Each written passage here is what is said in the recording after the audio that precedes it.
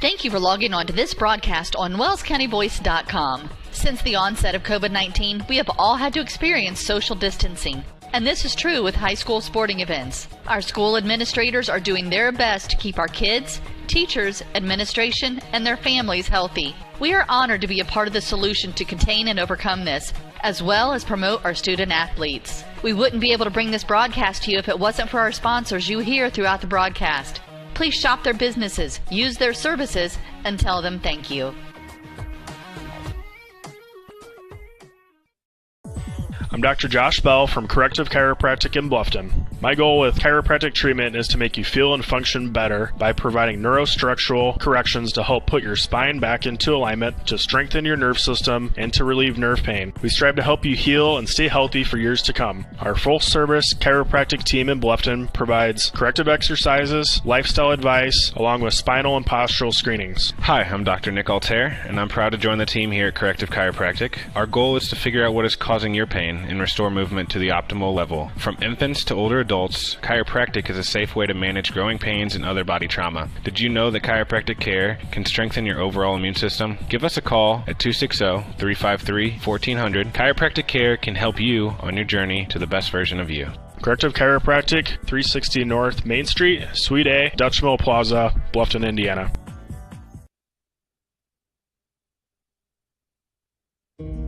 Did you sprain your ankle playing with your kids last night? Have you had a nagging pain while training for an upcoming race? Or do you have an upcoming surgery? Indiana Physical Therapy understands how important and valuable your time is to you.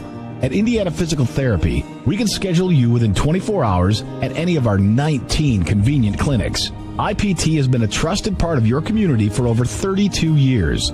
With trusted results, you can count on Indiana Physical Therapy to get you better faster. You don't need a referral from your doctor, and all insurances are accepted, including Anthem. IPT is your choice for physical therapy. So what are you waiting for? Call Indiana Physical Therapy right now at 260-209-2464 to schedule an appointment, or go online to indianapt.com. Indiana Physical Therapy, where people go to get better. Nick Huffman, a Bluffton High School graduate, is ready to help you buy, sell, or build your dream home. If you're ready to start a new chapter in your life, now's the time. With historic low interest rates, houses are moving at lightning speed. Whether you need single-family, multifamily, agricultural, commercial, property management, mixed use, or land development, give Nick a call or text at 827-8255 or send him a message on Facebook at Real Estate by Nick Huffman. Nick is located at the Stephan Group at 107 West Market Street in Bluffton. His number again is 827-8255.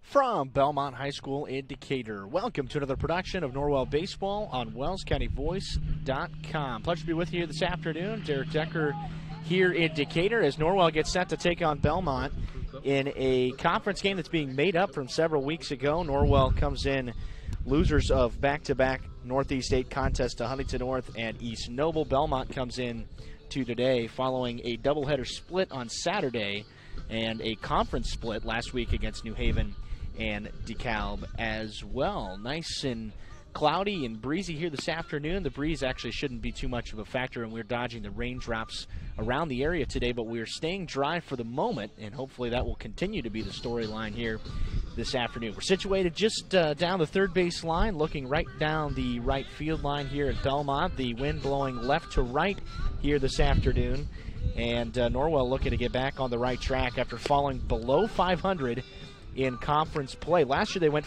back in 2019, the last time a full season took place, Norwell went 5-2, and that was following a 6-1 mark in 2018 where they shared the conference championship. Bellmont looking to complete just their second winning record in the Northeast 8 in the last 5 years. This is a Bellmont group that's been up and down, a normally upperclassmen dominant group. This year a large group of juniors, and that's complemented by a couple of seniors at the top of the chain, but they come in today at just 8-10. Here's how the Braves will line things up defensively.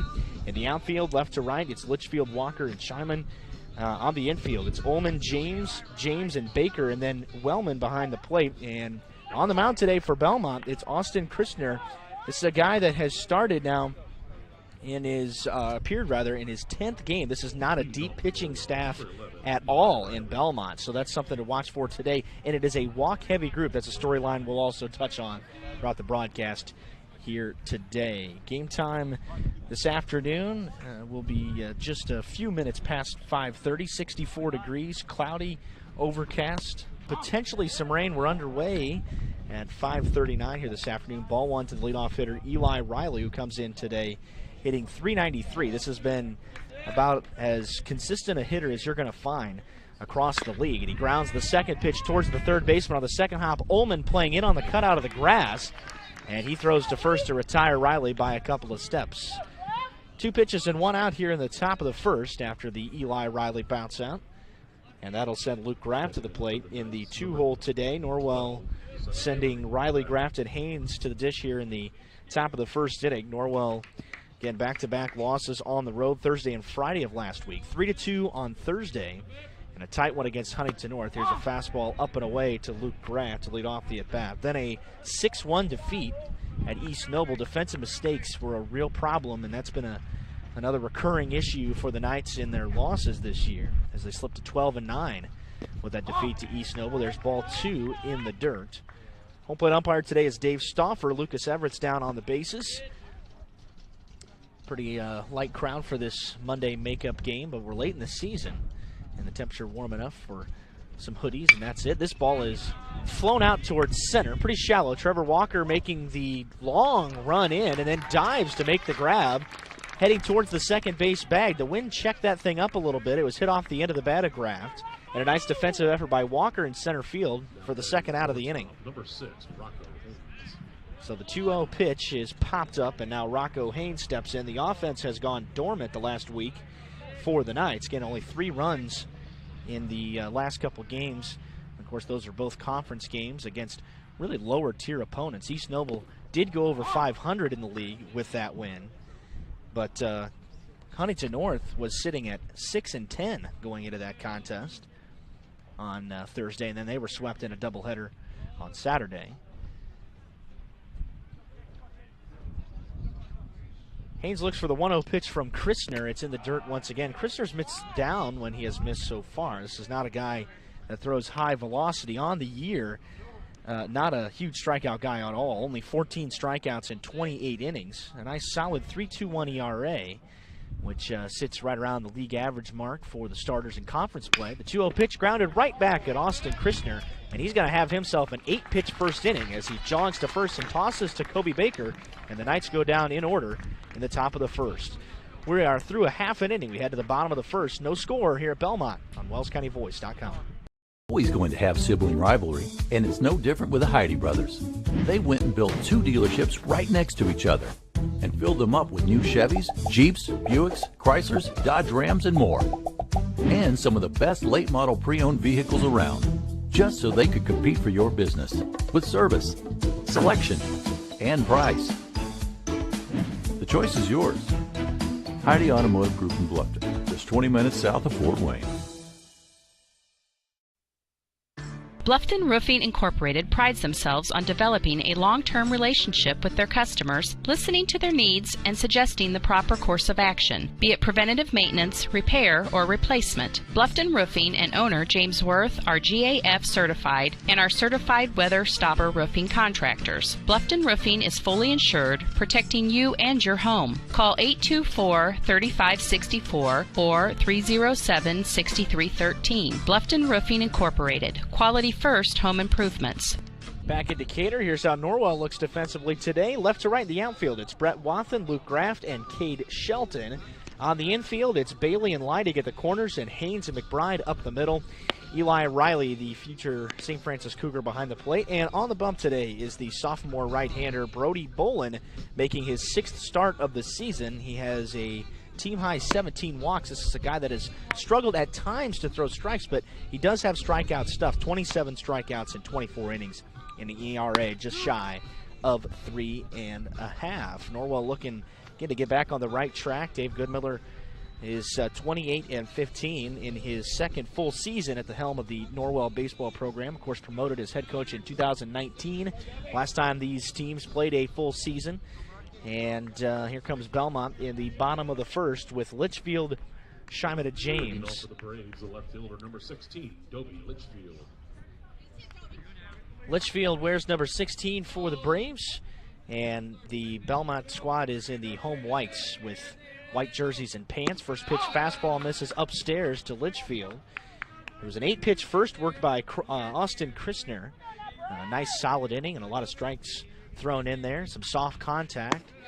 A couple of ground outs and a fly out. There's ball 2 up high. This is typically a spot where Bolin misses more often than not. When the fastball command isn't there, then things can become a little bit strenuous for Bolin. Now he's missed with his first 3 up high. Hasn't gotten on top of anything.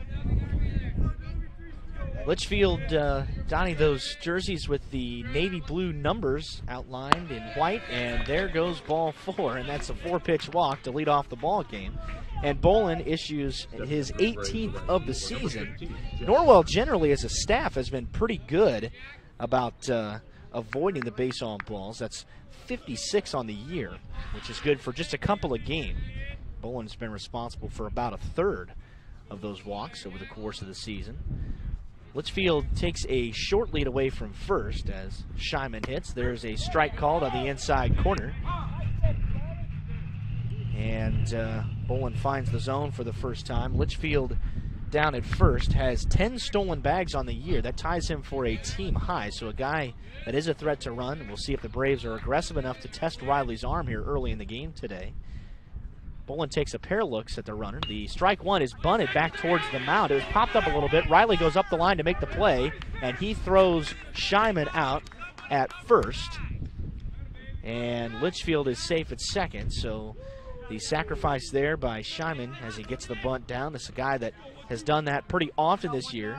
You can already tell that Tom Montgomery feels like this is a game where runs might be hard to come by, and opting for the sacrifice bunt here in the bottom of the first inning. So Riley throws out the hitter at first. Litchfield goes to second, and Tyler James steps in the 3-hole for Bellmont with 1 out. Bolin's first offering is a fastball that hits the knees, called a strike. James is hitting .370. The senior has reached base almost 50% of his at-bats this year, and a team-high 10 RBIs, and hitting with a runner in scoring position already with 1 out in the bottom of this first inning. Off-speed pitch, wave and a miss by James, and Bolin's ahead 0-2. So after issuing the 4-pitch walk to Litchfield to lead off the inning, Bolin's come back with 4 straight in the zone. One of those was bunted down the third base line by the 2-hitter Scheiman. Kobe Baker waits on deck with 1 away. Bolin's strike 2 pitch is a fastball that's slapped towards the right side, and it gets over Leidig's glove and into right field. Litchfield's being waved around. Shelton's throw is cut off at first, and that's an RBI single for Tyler James as the Braves jump in front here in the bottom of the first inning.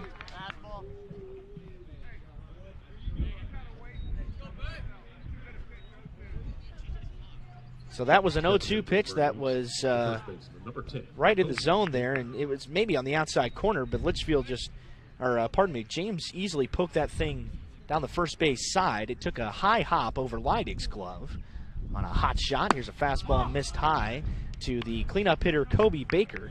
Tyler James registers his 11th RBI of the season. And Bellmont already in front. Norwell has been relatively uncomfortable playing from behind this year. Here's a belt-high fastball in the outer half called a strike. A ball and a strike here to Baker. Baker hitting .244. This is a guy that had a really nice start to the year and has tailed off the starting first baseman for the Braves today. Here's a jump move to first. Back in, and James with a head-first slide. It pulled Leidig off the bag. The few fans scatter down the right field line here at Bellmont, around the American flag, just down past the right field foul line. The 1-1 pitch coming from Bolin. Swing and a miss. Pulled the string on Baker on an outside changeup. The signs which used to mark the distance have been removed and have been gone for a couple of years now at Bellmont. Hitter's background, a handful of pine trees down in center. Wave and a miss on the 1-2, and Baker is out of there on strikes. Bolin records his first strikeout. 2 out here in the bottom of the first. Already a run across for the Braves. And Baker is hit by the strikeout bug for the 17th time this year. That's second most on the team. There's a fastball that's popped up. Runner was on the move. The pitch and the foul ball is going to float out of play and will mitigate any chance James had at stealing second. But James has been active on the base paths as well. Him and Litchfield were tied for a team-high 10 coming into the game today. It's been a snappy first inning. A lot of strikes thrown outside of that 4-pitch walk by Bolin to lead off this half of the inning. Swing and a miss by Ullman, and now Bolin working ahead and keeping some guys off balance. This, of course, is the site of the sectional coming up next week. We'll be back here as the Knights will take on Marion on Wednesday afternoon at 5:30. Winner of that game will likely take on Heritage. Here's a changeup that's grounded foul at the plate. James was on the move once again.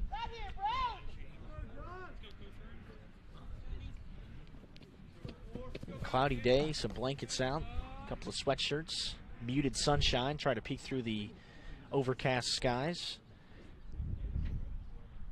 Bolin's 0-2 pitch, runner bluffing, fastball high, couldn't get Ullman to chase, 1-2. Happy to be with you on this Monday afternoon. The Knights take on Columbia City in their Northeast 8 finale tomorrow. And the runner's on the move again. 1-2 pitch swung on and missed. They'll have to throw to first to complete the strikeout. Riley goes inside the baseline and makes an easy belt-high throw to Josiah Leidig, and the side is retired. But the Braves do push across a run on a hit. We go to the second. Bellmont on top 1-0 on WellsCountyVoice.com, part of the Voice Sports Network and the IHSAA Champions Network. At Corrective Chiropractic, we offer individualized treatment plans for patients of all ages, from infants to elderly, and even during pregnancy. Have you ever experienced a workplace, sports, or auto accident, or just keep suffering from chronic pain? Corrective Chiropractic can help. Knee, neck, shoulder, or back pain, headaches, migraines, allergies, muscular tension, Corrective Chiropractic can help. I'm Dr. Josh Bell from Corrective Chiropractic, serving Bluffton, Yoder, Decatur, Bern, Montpelier, and the surrounding area to help you feel and function better. Schedule your appointment today at 260-353-1400 and let Corrective Chiropractic help you along your journey to health and wellness. Corrective Chiropractic, 360 North Main Street, Suite A, Dutch Mill Plaza, Bluffton, Indiana. 1-0 Belmont here in the top of the second inning in Decatur. The Knights went down easily, 1-2-3 on just 8 pitches by Austin Kristner in the top of the first inning. A pair of bounce outs and a shallow fly out to center field. That's how the Knights were retired in order. Here comes the middle of the Norwell lineup, Bolin, Bailey, and Wathen in the top of this second inning. Norwell in the visiting Vegas Gold uniforms today with navy on the sleeves and white trim, and also white pants with navy pinstripes. A nice classic baseball look. Bolin steps in, hitting .394. He's dropped about 40 points in average over the last week or so. Bolin's been in a bit of a slump. And the first pitch is swung on and missed. Bolin was way behind that pitch. Kristner not humming it in there by any stretch. But Bolin just trying to find the mojo once again that he's had for the better part of this season. This is a quality hitter hitting in the middle of the Knights lineup and a guy that can hit for power. Strike one is waved at and missed once again. So Bolin's behind 0-2. Anyway, back to the point about the future schedule. This is the final week of the regular season again for the Knights. As Kristner comes to the plate with the strike 2 pitch, and this ball is hammered out towards left field, going back towards the track. Reaching up and making the grab is Dominic Litchfield, going back towards the wall. That was a hot shot line drive that held up in the wind just a little bit today, back toward the Belmont baseball windscreen out there in left with the taller left field fence. Litchfield looked like he got turned around, and Bolin absolutely smashed that 0-2 pitch. Sometimes that's what baseball does to you when you're in a bit of a slump. It can be hard to have one find the gap somewhere and find outfield grass, and Bolin's got to feel frustrated about that one. So one gone here for Leighton Bailey. First pitch misses just above the letters for ball one. Norwell taking on Columbia City tomorrow in the conference finale. We will not have that on The Voice, but we will be back on Wednesday for Norwell's senior day against Northrop. It's a 5:30 first pitch. That's spun off the end of the bat, foul towards the first base Bellmont dugout by Bailey. The count evens at a ball and a strike.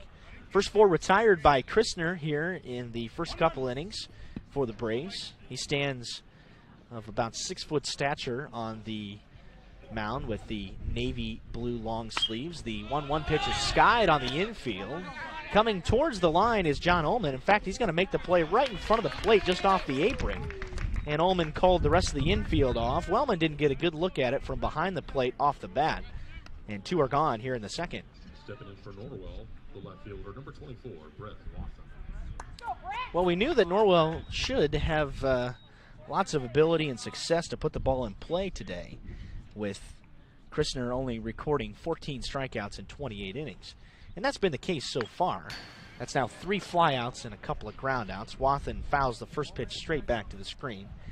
Watson has been on a bit of an extra base tear. 4 of his 5 hits on the season have gone for extra bases, 3 for doubles and 1 with the 3-run home run against DeKalb last Tuesday. Conference win at home.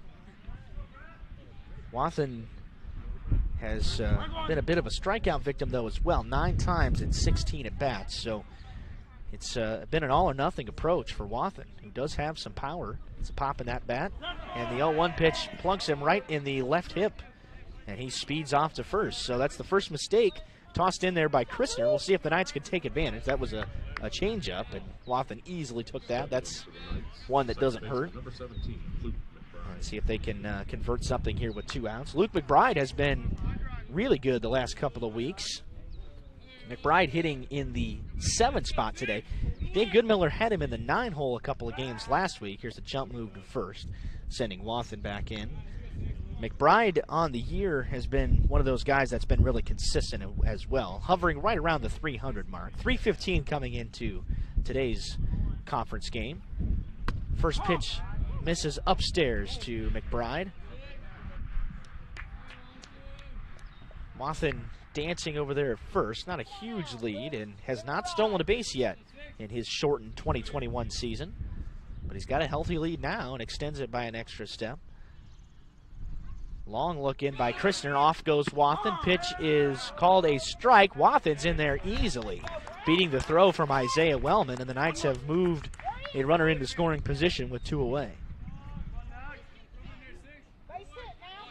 The pitch a called strike on McBride. 1 ball and 1 strike. Bussell waits on deck of the DH role today, hitting 8th. McBride waves the hands about shoulder width high and rests the bat on his shoulder as Kristner comes set. He's been much slower to the plate with runners on. Now takes 3 looks back at Watson before delivering the 1-1 pitch. It's scolded towards the left side. It's a diving stop made by Ullman at the hot corner, and he gets to his feet and throws out McBride by a step. Well, the Bellmont defense has been sparkling through the first 2 innings, and that saves a run, which would have tied the game. We head to the bottom of the second. The Knights unable to convert a 2-out hit by pitch. Bellmont on top 1-0 on WellsCountyVoice.com.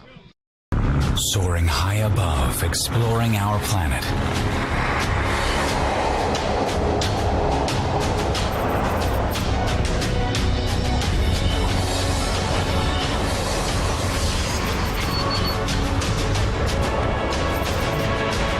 A professional timepiece designed to take flight. Citizen ProMaster. Go beyond.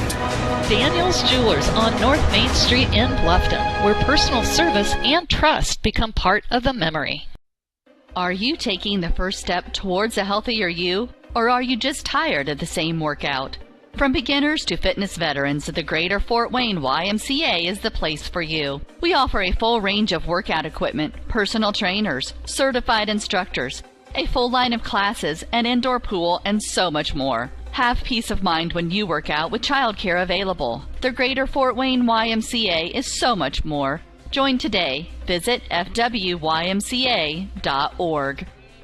Derek Decker here in Decatur, bottom of the second. Bellmont leading Norwell 1-0 on the RBI single from Tyler James in the bottom of the first on an 0-2 pitch. Here comes Trevor Walker, then Wellman and Freet in this bottom of the second. Bellmont looking to add to their 1-0 lead. First pitch in the dirt from Bolin. He missed with his first 4 pitches, and that leadoff walk to Litchfield ended up costing the Knights a run in the Brave first inning. Leadoff walks in high school score a huge percentage of the time. Here's a fastball that's chopped foul at the plate towards our broadcast table. In a ground level view here at Bellmont, as we have been for the last several years. Some plans are hopefully in the works for improvements out here, as this, of course, is the regional site as well as the sectional site for Sectional 23 and Regional 6. Fastball missed high. 2 balls and a strike here to Trevor Walker. Here's a fastball grounded weakly towards the right side. It's bobbled by Mcbride. It rolls up his arm, and that's an error. And there's the first defensive mistake, and the leadoff men have reached in both the first and second innings now for Bellmont. Well, that was a pretty slow roller. Mcbride was charging on the play. He bobbled it once, almost regained control, and then had it roll up his arm, and he had no play to make the throw as Walker was speeding down the line. And here comes Isaiah Wellman, the catcher, hitting in the 7th spot for Bellmont today. Bolin quickly comes to the plate. The catcher was squared around to bunt, and he pulled back. The pitch was called a strike anyway. Walker was tested down there at first. Riley making a throw down to Leidig to make sure he's not straying too far away from the bag. In any case, the pitch is called a strike. It's relatively close. Now here's a quick spin move by Bolin on the mound, checking on Walker once again. It's a guy that has snagged 6 bags. This has been a very aggressive base-running Bellmont team. 53 stolen bases in 18 games. Eclipses Norwell's mark. Here's a bunt down the third base line. Again, this rolls foul, and now bunt is likely off here with nobody out. Bellmont willing to play small ball. This has been a team that has struggled to score runs this year. They've averaged just 5 runs a game on 8 hits, and there's been some lack of extra base hits as well. In fact, only 28 extra base hits coming into the game today. And you can line that up against 66 for this Norwell team. It's just a matter of playing different styles of baseball, because Norwell is a couple of games over 500. Bellmont sits at 8-10 coming into today. Strike 2, he waves at it and grounds it towards the right side. Mcbride, the throw to second. Relay to first, they don't get him. Wellman beats it out by half a step, but a pretty quick turn there. That was good speed showcased by Wellman, streaking down the line. And Mcbride is able to retire the first base runner Walker at second, and the lead runner at that. And 1 is gone here in the bottom of the second inning on the fielder's choice.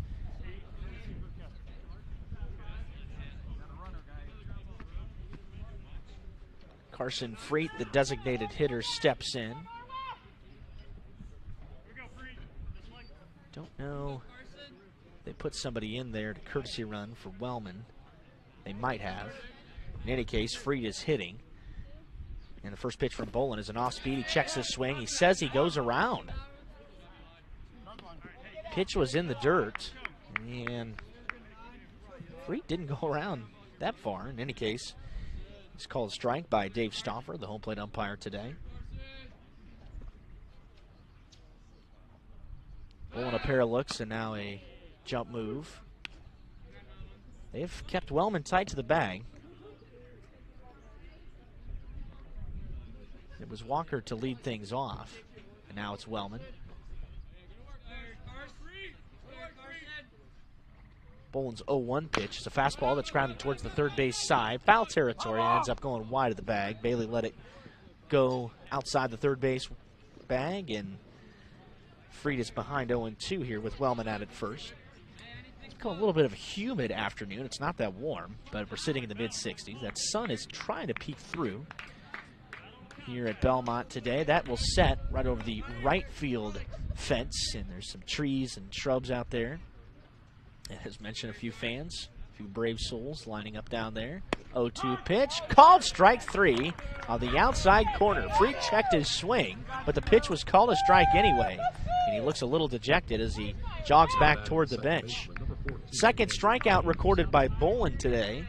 The first of the backwards K variety, and Andrew James steps in the 9 spot for Bellmont. 303 in that 9 hole. The freshman has been a high producer for Bellmont this year, and a guy that you look to build off of. Time is called by James in the box. Bolin took a long time. Look, and neither of these guys work particularly quickly with runners on base, speaking of Bolin and Kristner. Bolin comes set, letter high, pair looks. The pitch is over but low, a fastball that's picked up just off the dirt by Riley. Wellman doesn't appear to have any threat to run down there. He takes a 3-step lead, and he's leaning back towards the bag. Here's a strike called thigh high, right over the plate to Andrew James. James has just 4 RBIs on the season, and Wellman just 1 stolen bag, so likely nothing on here with 2 outs, and a 1-0 Bellmont lead in the 2nd inning. Bolin's 1-1 pitch is scolded towards the third base line, and it's outside the bag by about 1.5 feet. Foul territory, and James will be called back to the plate. Wellman back to first. A ball and 2 strikes. Again, Norwell takes on Marion here next Wednesday night, and the winner getting probably Heritage. Heritage takes on Mississinawa, game 1. I guess it'll be game 2 of the sectional, their first game. That's the 7:30 contest on Wednesday night. Winners meeting at 11 a.m. on Saturday. The 1-2 pitch, off speed, tapped in front of the plate. Bolin comes off the hill to make the play, bare hands it, throws off his back foot, and they don't get him at first. And that's an infield swinging bunt single for Andrew James with 2 out.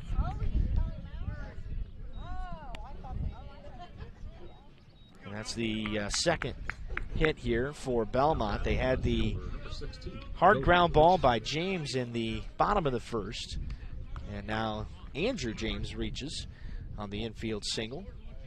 Pretty nice play by Bolin coming off the mound to bare hand that and make a good throw to first, but James beat it out.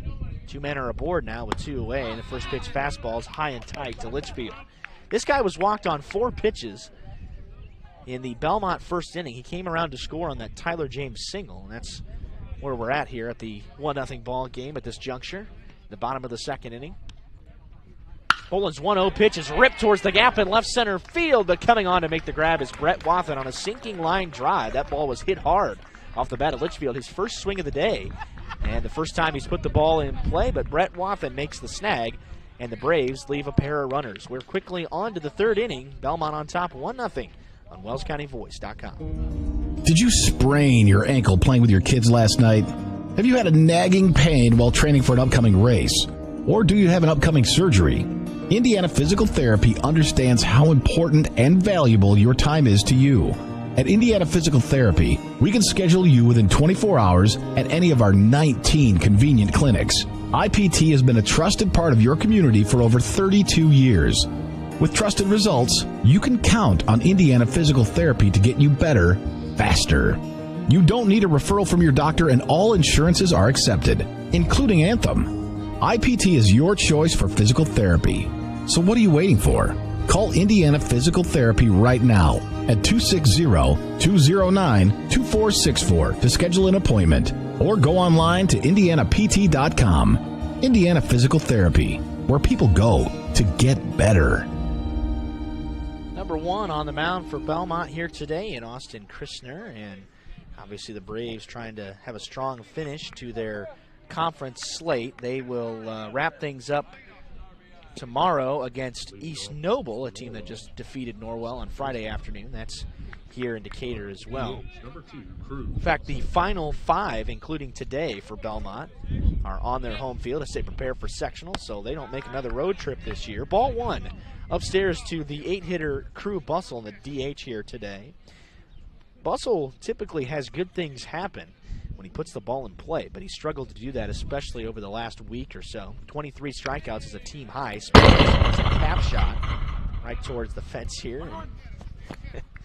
That'll wake you up if you weren't awake before, inside of our very high caliber and expensive crowd mic. A ball and a strike to Crew Bustle, who hits from the left side, stands with a wide open stance. Ball 2 in the dirt, bounces inside to Bustle. Back to the strikeout point, this is a guy that's been really in and out of the lineup, and they haven't utilized him all that much defensively over the last couple of weeks. A guy that was a regular starter in the outfield in the first 3-4 weeks of the season. 2-1, Bussell holds his swing. The pitch was high and away, and he's ahead 3-1. He's walked just 7 times this year. And, again, if he puts the ball in play, he's got all kinds of power.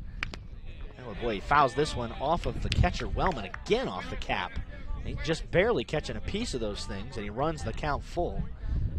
The leadoff hitter in the top of the 3rd inning for the Knights, as Norwell still trying to find their first base hit. Josiah Leidig follows Bussell here. Then they flip the lineup card over to Riley. Payoff pitch is downstairs. Nice at bat by Crew Bussell, and he draws the leadoff walk here in the Norwell 3rd. Well, that's been the start to how the only run of the game has been scored thus far. It was a leadoff walk for Dominic Litchfield in the bottom of the 1st inning. He came around to score on the Tyler James single. Josiah Leidig stands in now for the Knights. Leidig hitting the 9th spot today. They've shuffled around the bottom of the order so much here in the last couple of weeks. First pitch called a strike, belt high on the outer half. Leidig is hitting .256 now, as he has kind of tapered off in the last couple of weeks. In fact, he's had his number of at-bats kind of wane the last week or so. Here's a jump move to first. Bussell was leaning a little bit late coming back to the bag. Kristner's move wasn't all that good, and the throw wasn't particularly strong over there, so Bussell had ample time to get back. Leidig holds the bat over his helmet and waits on the 0-1. Instead, it's another pickoff throw to first. Both starting pitchers today have been concerned with the base runners, and it's a tight contest, obviously, what you would expect in a conference game. Well, usually the old saying is never 3, but Kristner goes to the bag with 3 in a row. Leidig's still waiting on his strike 1 pitch. And Kristner will step off. Too much speed on the base. Let's go now.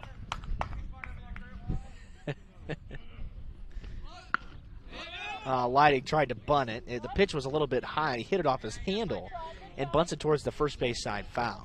He pops it up. Fortunate that Wellman wasn't too quick out of the back of the catcher's box to get to that thing. So he's behind 0-2. And again, likely the bunt is off now.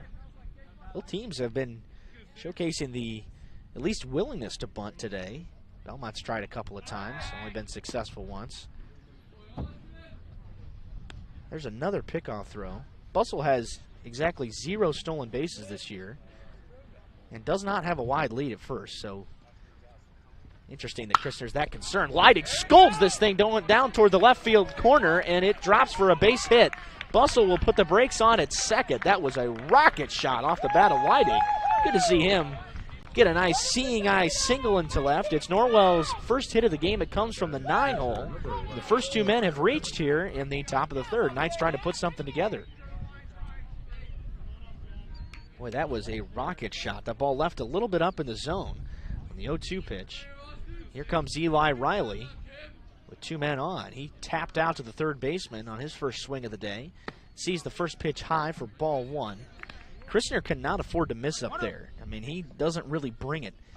He's got, again, more pitch-to-contact kind of guy. And for those type of pitchers, you've got to make your living at the bottom of the strike zone. He leaves this one over the plate, too, and Riley skies this thing foul out of play down the 3rd base side. Of course, no fence past the dugout, the 3rd base dugout here at Norwell, or at Belmont.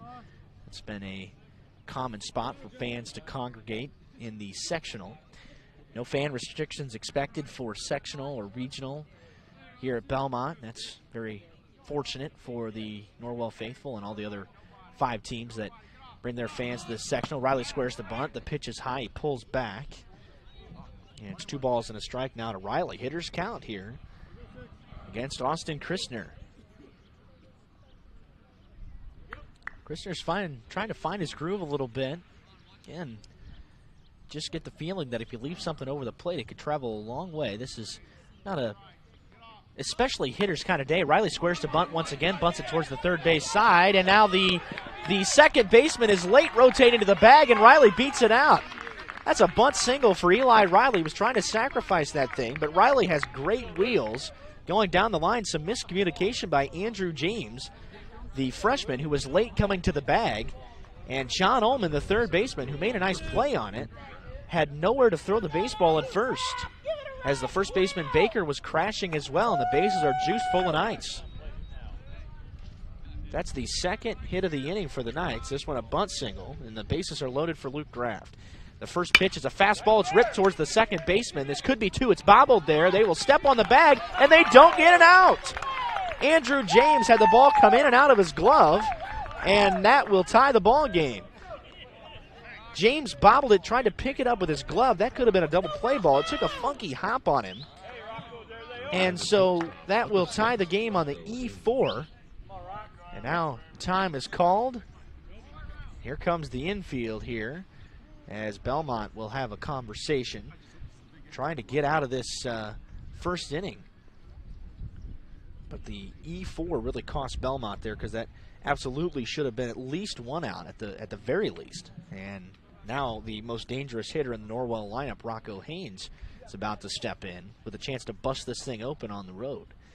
Knights have tallied 2 hits in the inning, the line drive single by Leidig, then the bunt single down the third base line by Eli Riley on a misplay by Andrew James, too late to the bag, and now the error by him cost them again. So a couple of freshman mistakes by the second baseman, stands out there, plays the middle infield with his relative, and now the mound meeting has concluded. Rocco Haynes stands in, bases loaded, nobody out here in the Norwell third in a 1-1 game. Kristner's first pitch is a fastball, and he gets the call at the bottom of the knees. That's where Kristner has got to live down there today if he wants to stay successful against, overall this year, what has been a potent Norwell lineup that has struggled the last couple of games and willing to get kind of off the schneid here. There's ball one in the dirt, blocked nicely by Wellman, kept in front of him. Comes to rest right near the right foot of Haynes in the box. Haynes stands right in the middle of the box. A wide base, 6'3" stature. The 1-1 pitch. Over but low, 2-1. Well, you can definitely understand that Kristner is trying to hit the bottom of the knees.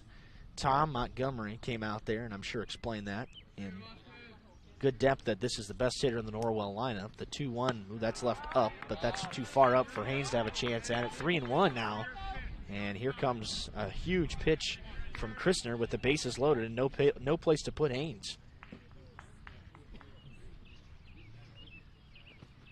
The 3-1 is a fastball that's sawed off, popped up into shallow right, coming off is Shyman. He will make the grab on a running catch, and that's not deep enough to retire the side, or to get the runner in.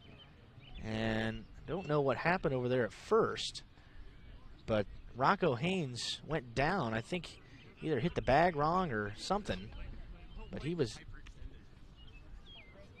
down for a moment, and then he kind of jogs off pretty gingerly. So well, that's about the worst sign you could hope for as a Norwell fan. So the pop out goes to Shyman in right. They don't get the run in, as it was nowhere deep enough to do that. Everybody holds stationary. One gone here for Brody Bolin. The base is still full of Knights. There's a strike call just above the belt, outside corner. Bolin kind of bends the knees after that first pitch strike call. A couple of the fans behind home plate may have disagreed.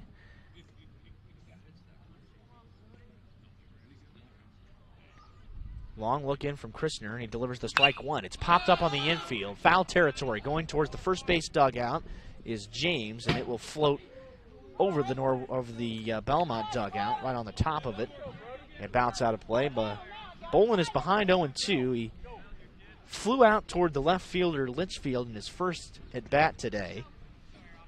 It was a hard hit ball off the bat, a bit of a line drive actually. Litchfield was twisted around, but ended up recovering to make the catch.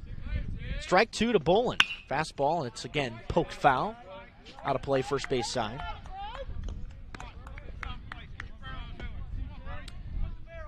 And the improvements hopefully coming here at Bellmont. The press box going behind the plate, and the bleachers moving towards the third and first base sides. See if that happens here soon. Strike two, grounded up the middle towards the shortstop. James shovels a second for one. Relay to first. It is dug out of the dirt, but it pulls him off the bag. And 2 runs come around to score as Eli Riley was chugging from second, and the Knights take a 3-1 lead on a ground ball up the middle. Stepping in to Norwell, third baseman, number 13. That is a big play and good base running by Eli Riley.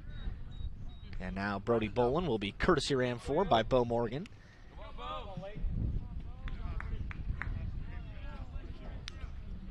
So Bolin gets a pair of RBIs on the fielder's choice. So they only get 1 out at second.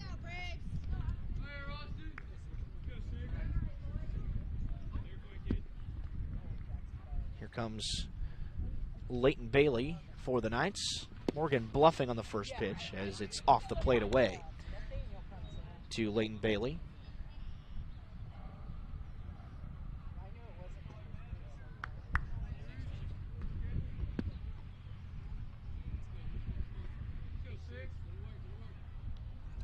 Bailey takes a look in, the 1-0 pitch, ball high, runner on the move, throw down to second, and they got him. Morgan is out of there at second base, and that will retire the side. Morgan is caught stealing as the Knights were trying to snag an extra bag. They're unsuccessful in doing so, but they do take a 3-1 lead after a couple of hits in the inning, and they've pushed themselves in front here in Decatur, trying to hold the lead in the Northeast State contest on the road. I'm Dr. Josh Bell from Corrective Chiropractic in Bluffton. My goal with chiropractic treatment is to make you feel and function better by providing neurostructural corrections to help put your spine back into alignment, to strengthen your nerve system, and to relieve nerve pain. We strive to help you heal and stay healthy for years to come. Our full-service chiropractic team in Bluffton provides corrective exercises, lifestyle advice, along with spinal and postural screenings. Hi, I'm Dr. Nick Altair, and I'm proud to join the team here at Corrective Chiropractic. Our goal is to figure out what is causing your pain and restore movement to the optimal level. From infants to older adults, chiropractic is a safe way to manage growing pains and other body trauma. Did you know that chiropractic care can strengthen your overall immune system? Give us a call at 260-353-1400. Chiropractic care can help you on your journey to the best version of you. Corrective Chiropractic, 360 North Main Street, Suite A, Dutch Mill Plaza, Bluffton, Indiana. Norwell's taking a 3-1 lead here in the bottom of the third inning at Bellmont. 3 runs in the top of the third for the Knights on a pair of hits, including an error by the second baseman, Andrew James, and another misplay that cost them a bunt single that extended the inning. Then good base running on a ground ball up the middle by Eli Riley. As the Knights scored 2, Bolin beat the throw out to avoid the double play down the first base line and gets credited with a pair of RBIs.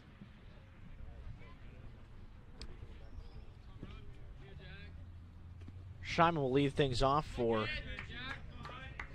Bellmont here in the brave third inning. 2, 3, and 4 due up for Bellmont. First pitch, fastball, hits the knee. Strike call by Bolin, by Dave Stauffer. Pitch from Bolin. Scheinman bunted towards the third base side his first time up. Sacrifice scenario. Grounds this pitch foul.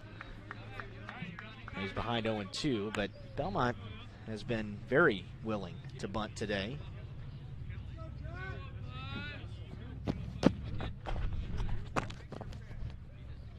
Bolin comes out of the windup here.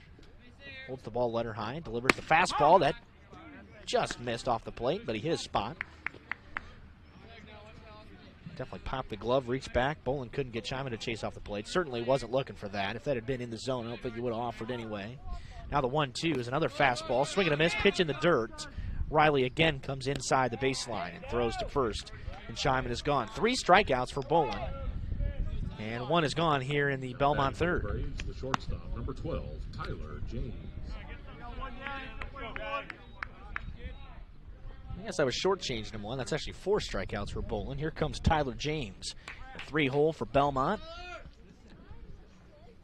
James wears a gator around his neck today, but doesn't have it pulled up as he hits from the right side. First pitch, strike call. Bolin's starting to find a little bit of rhythm here. He has hit the strike zone at a high rate today. The 4-pitch walk to Litchfield is really his only blemish in that department today. 28 of 39 have been in the zone. Make it 28 of 40 as the strike one was off the plate. Bowling a fastball, heavy guy. A lot of fastballs.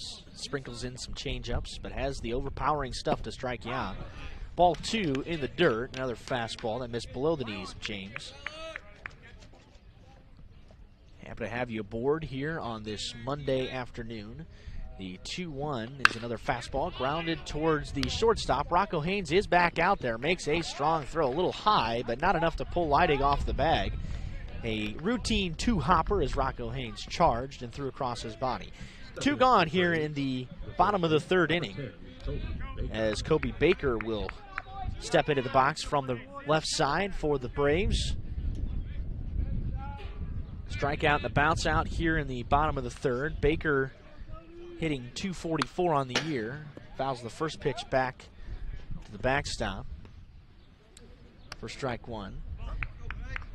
Talking to Athletic Director Dale Maness here before the game today, and he was excited about the potential future renovations here at Bellmont. The 0-1 is slapped towards the right side. Coming on is Shelton, and he will make the grab. That was an easy little soft line drive out there towards right, and the Braves go down in order for the first time today. We're through 3. Norwell leading Bellmont 3-1 on WellsCountyVoice.com. Nick Huffman, a Bluffton High School graduate, is ready to help you buy, sell, or build your dream home. If you're ready to start a new chapter in your life, now's the time. With historic low interest rates, houses are moving at lightning speed. Whether you need single-family, multifamily, agricultural, commercial, property management, mixed use, or land development, give Nick a call or text at 827-8255 or send him a message on Facebook at Real Estate by Nick Huffman. Nick is located at the Steffen Group at 107 West Market Street in Bluffton. His number again is 827-8255. Bluffton Roofing Incorporated prides themselves on developing a long-term relationship with their customers, listening to their needs and suggesting the proper course of action, be it preventative maintenance, repair, or replacement. Bluffton Roofing and owner James Worth are GAF certified and are certified weather stopper roofing contractors. Bluffton Roofing is fully insured, protecting you and your home. Call 824-3564 or 307-6313. Bluffton Roofing Incorporated. Quality first home improvements. 3-1 Norwell in the top of the 4th inning here in Decatur. The Knights will send Bailey, Wathen, and McBride to the plate. Bailey was in a 2-0 count when Bo Morgan was caught stealing to end the top of the 3rd inning. The Knights pushed across 3 runs in that inning to take a 3-1 advantage here on the road. Bailey popped up right in front of the plate his first time up. John Ullman made the grab, crashing in from the 3rd base bag. First pitch, fastball missed high. And again, this is a guy in Kristner who really has seen the strike count kind of fall away in the last couple of innings. Here's a ground ball towards 3rd. Takes a nice hop for John Ullman. It got caught up in that thick Belmont grass. And Bailey is out by a step and a half at first. 1 gone on 2 pitches in the top of the 4th. Bailey's out of there for the 2nd time. And here comes Brett Wathen. Wathen was plunked in the left hip his first time up and eventually came around to score. Again, leadoff guys that reach come around to score so often in the high school game. He stands in there after being hit for the first time this year. First pitch misses high.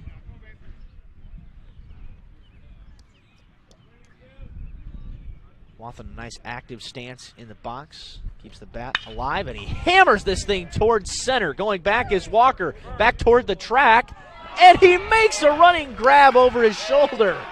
Boy, the outfielders have been spectacular for Bellmont today, and he tracks that thing down in the gap. That was a drill play, making the over-the-shoulder catch. Wathen put a charge into that. The wind is blowing in from that direction, but not hard. And Walker tracks it down in left center for the 2nd out. Boy, again, Wathen's got to feel robbed there on that play. Here's a first pitch strike to Luke McBride. The Bellmont defense in the outfield has been a game changer today for the Braves because This is not a particularly strong defensive team. They've been about on par with the defensive errors that Norwell has made, at least the average department. Norwell's played 21 games and made 41 errors, a couple of games, but they've been piled on in the games that they've lost. In a similar situation for Bellmont. This pitch is lined towards third and just foul by Mcbride. Belmont's played 18 and made 35 of them, so you can see the similarities in the numbers there. Each team averaging about 2 a game. Mcbride behind 1-2 here with the bases empty and 2 outs in the top of the fourth. Comes the pitch. It's downstairs. It's grounded weakly towards the third baseman. Barehanded by Ullman. Nice throw across, but then it's bobbled by Baker. That's got to be E3, I would imagine. We'll wait for the official ruling there. But Ullman made a good throw again. That was a barehanded play. Belmont's defense outside of James at second has been really good here today.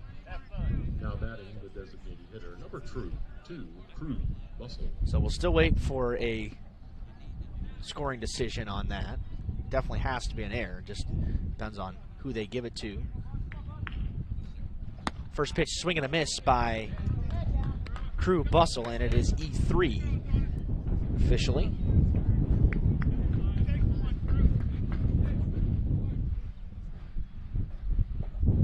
Decent lead over there for Mcbride, and there's a jump move to check on him. Mcbride is a threat to steal bases. He's got just a couple of them, but a lot of that's been due to the fact that he's had a lot of traffic in front of him this year, hitting towards the bottom of the order all season long. The 0-1, that pitch was well outside the strike zone. Bustle gandered at it anyway, and didn't come close to making contact with that. He's behind 0-2 after drawing the walk in his first at bat. The strike 2.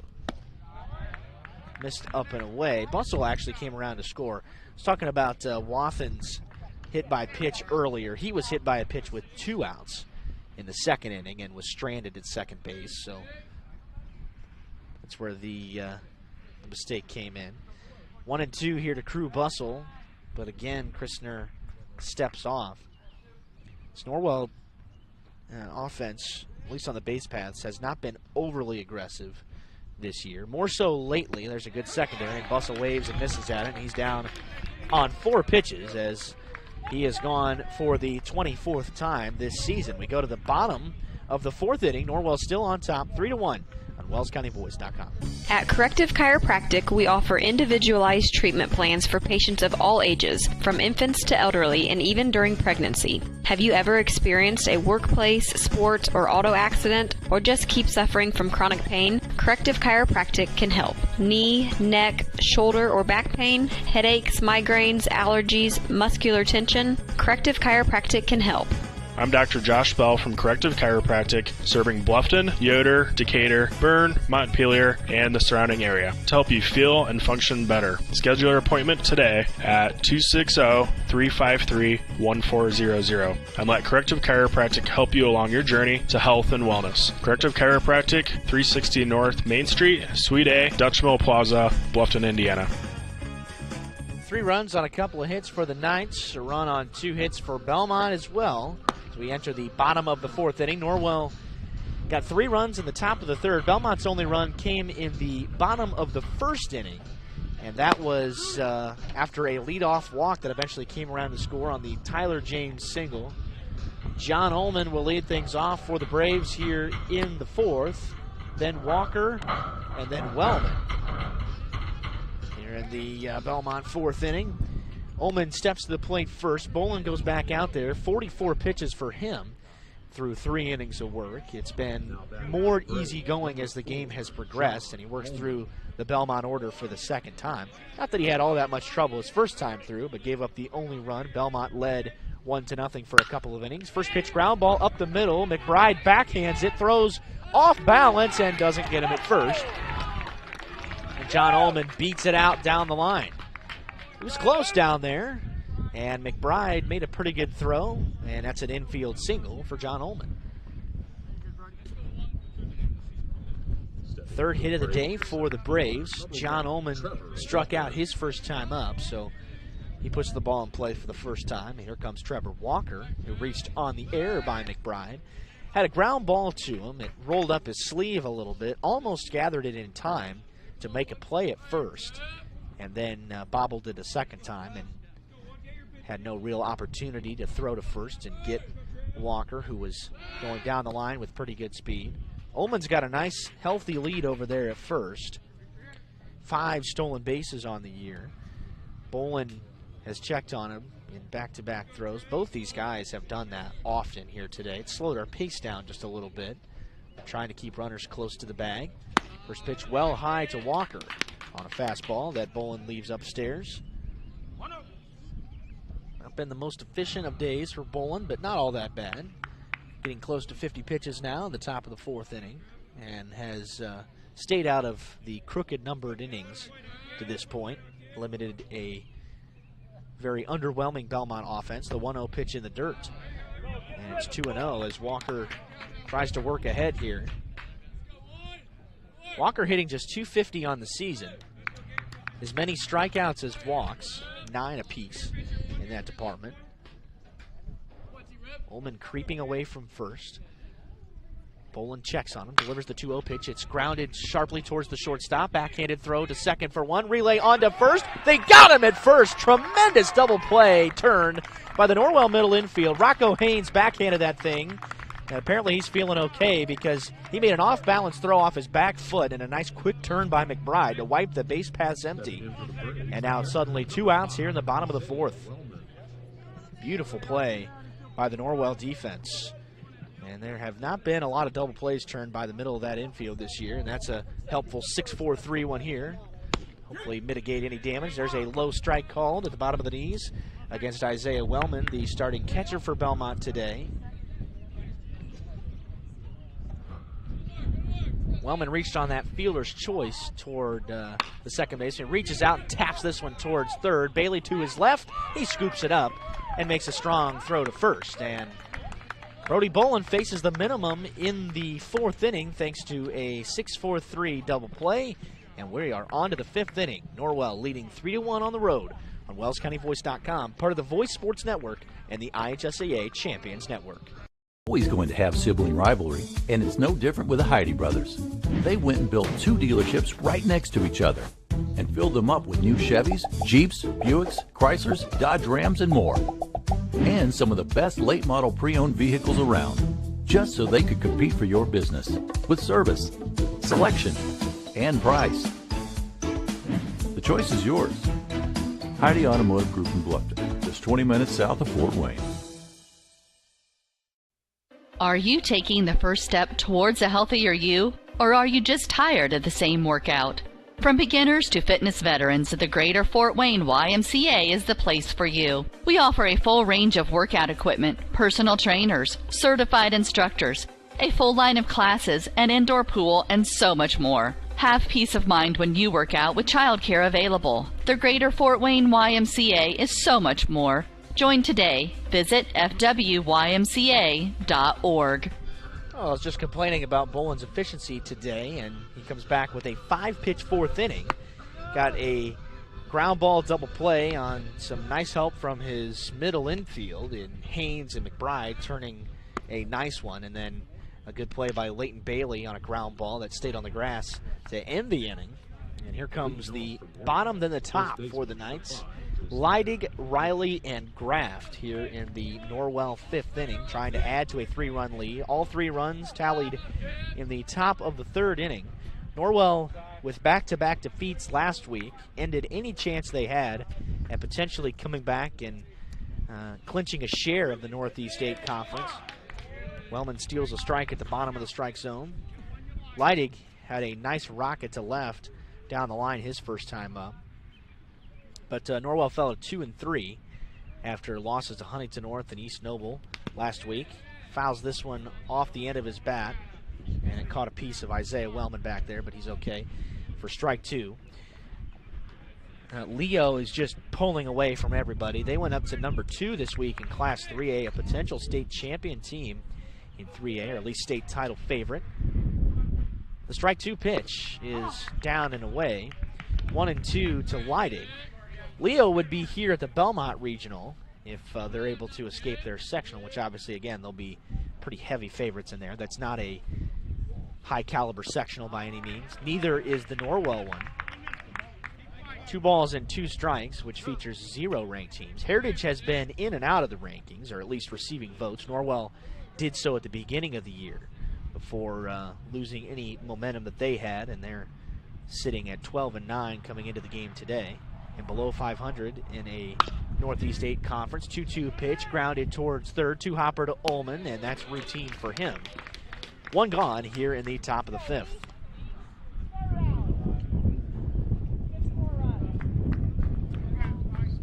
Ullman's been really good at the hot corner today. Just want to point that out because he's made a couple really nice defensive effort plays down there that a lot of third basemen at the high school level cannot make. Belmont has been, I know the 2 errors look like a blemish out there, and they have been mistakes, but overall, Belmont has saved some hits today.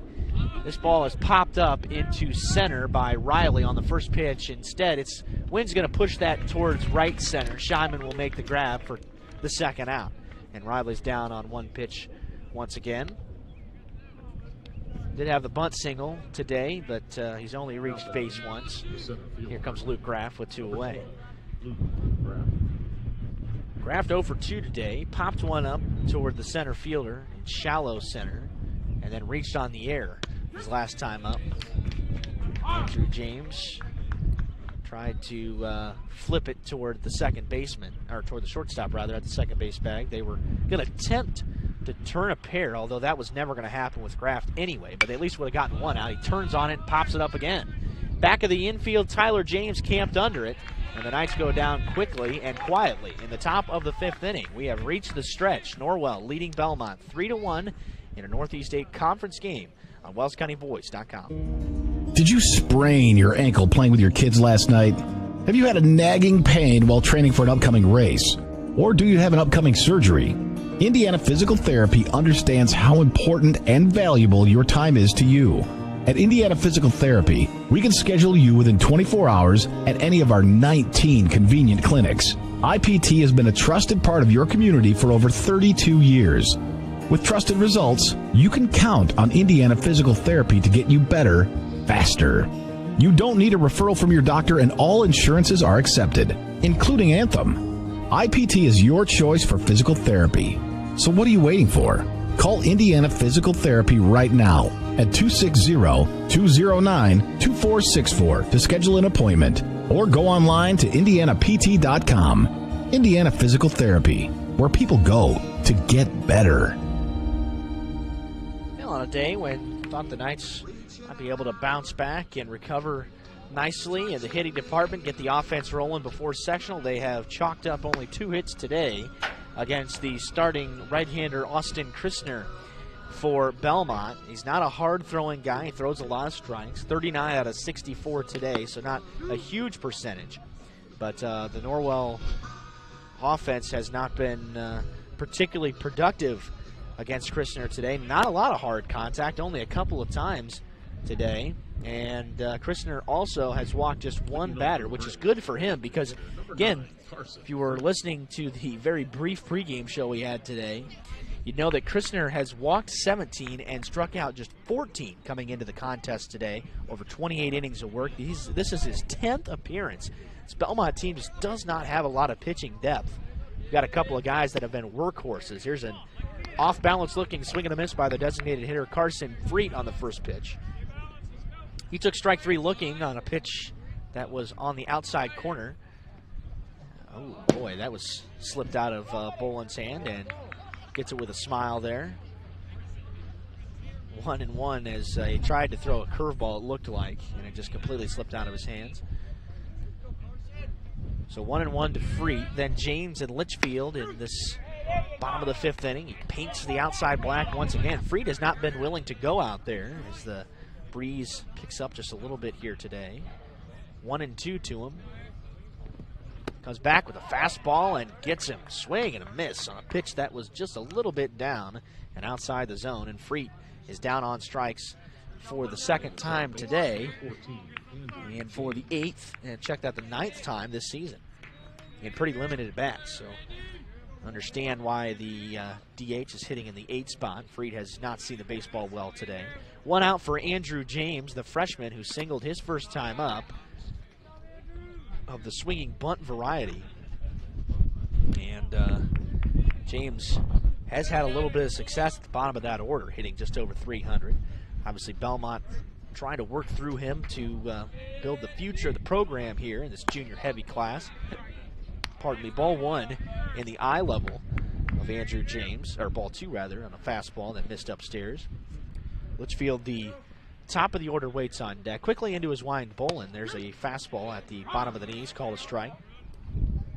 Bolin just hasn't gotten behind very many guys today. He's been willing to put the ball in the strike zone. He did have that leadoff walk to Litchfield, and that's basically it. Now 3-1. Another pitch missed high to James. This has been tighter than the Knights, I think, hoped it would be coming into today. But the 3-1 pitch is left in the zone. It's grounded towards the shortstop. Tried to be backhanded by Haynes, but it's into shallow left. It hit the side of his wrist. That's an infield single. James was going to beat that out anyway, as Rocco Haynes had to go a long way to his right. So it's the 4th Bellmont hit of the game. Stepping in for the Braves, the left fielder, number 16. And it puts James aboard with 1 out.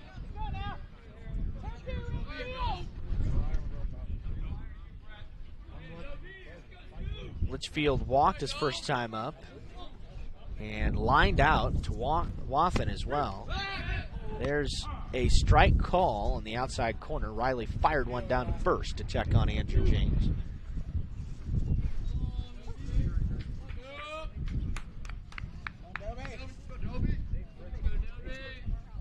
Litchfield 3-11 in the leadoff spot this season, but only 7 RBIs, which is expected. And oh, there's a nice pitch by Bolin. Dropped that off-speed pitch right into the zone. Litchfield was not ready for that, and he's behind 0-2 now.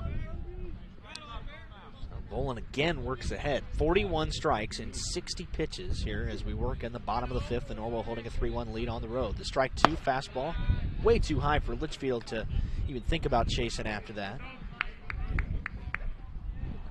Kristner has 64 pitches through 5 as well, so these two guys have been pretty comparable on the mound with their pitch counts today.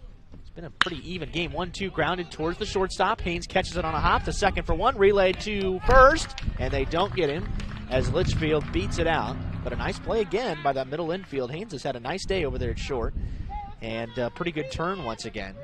2 out here in the Bellmont 5th inning as James is forced out at second. Litchfield reaches on the fielder's choice.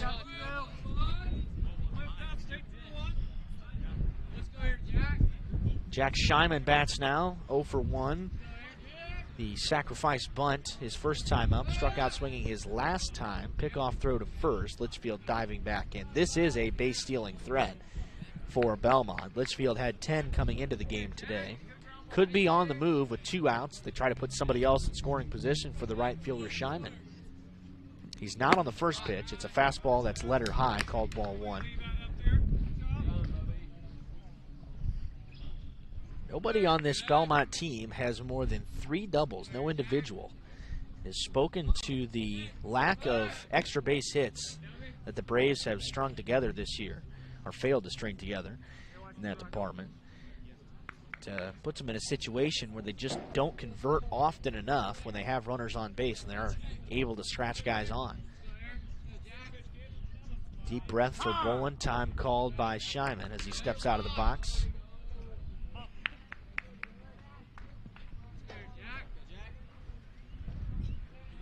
Bolin keeps the ball in his glove as he looks at Litchfield, then comes to the plate with the 1-0. It's in the dirt, 2 balls and no strikes, smothered by Riley back there.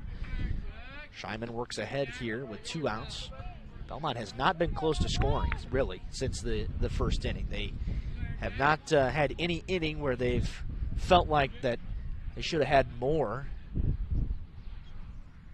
Bolin takes a look back at the runner. 2-0, line towards the second baseman. Mcbride bodies it up. Nice defensive play by Mcbride. A hot shot towards second. Mcbride had to hit him right in the gut. and then throw to first to retire the side. That is a textbook defensive play by the second baseman. Avenges for that earlier error, and we have hit the 6th inning. Norwell leading Bellmont 3-1 on WellsCountyVoice.com, part of the Voice Sports Network. Soaring high above, exploring our planet.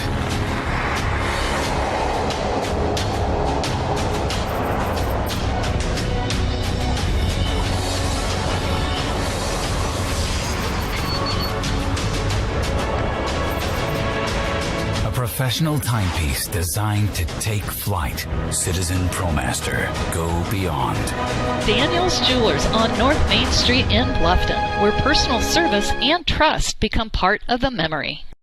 Bluffton Roofing Incorporated prides themselves on developing a long-term relationship with their customers, listening to their needs and suggesting the proper course of action, be it preventative maintenance, repair, or replacement. Bluffton Roofing and owner James Worth are GAF certified and are certified weather stopper roofing contractors. Bluffton Roofing is fully insured, protecting you and your home. Call 824-3564 or 307-6313. Bluffton Roofing Incorporated. Quality first home improvements.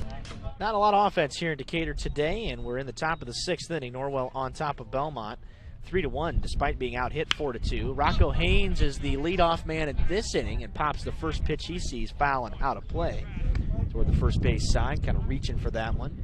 Kristner back to work, 65 pitches.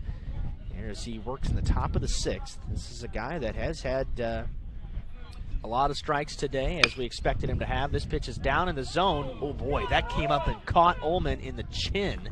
A ground ball that took a tough hop to third. Ullman's been fantastic down there today.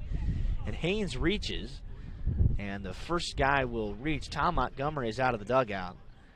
And they're going to go check on Ullman, as Dave Goodmiller kind of walking him back towards the mound as well.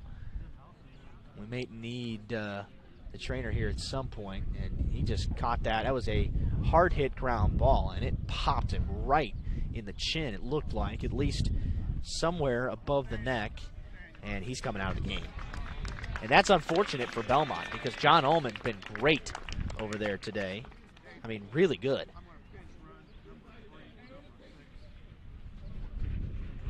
So Rocco Haynes will reach on the play, and they will pinch run for Haynes. This will be Nathaniel Whirling to pinch run. I would assume Rocco Haynes is going to re-enter here when the inning is completed, back at the shortstop position.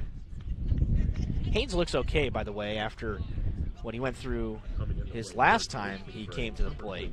He felt like he had hyperextended something. He popped one up into shallow right. So Whirling is pinch running for the Knights.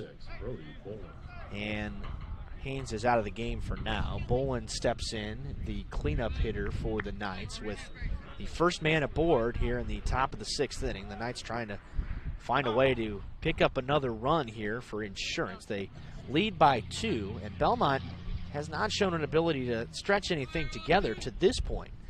But, of course, Bellmont is a team that does have the ability to come back in a few games. In fact, recently they've had some comeback victories. There's ball 1 down and away, not against top-notch competition. They split the doubleheader with Northrop, a 4-3 loss on the road in Game 1, then won Game 2 10-6. New Haven, who's had a really rough go this year, they have not won a conference game. They took Bellmont to extra innings. New Haven almost stole a victory at home up at Bischoff Field, but Bellmont came back in the top of the 7th and pushed that thing to extras and put up 4 runs in the top of the 8th. Long swing and a miss by Bolin, and the count is even at 1-1. Whirling down there at first after the ground ball single by Haynes to lead off the 6th inning.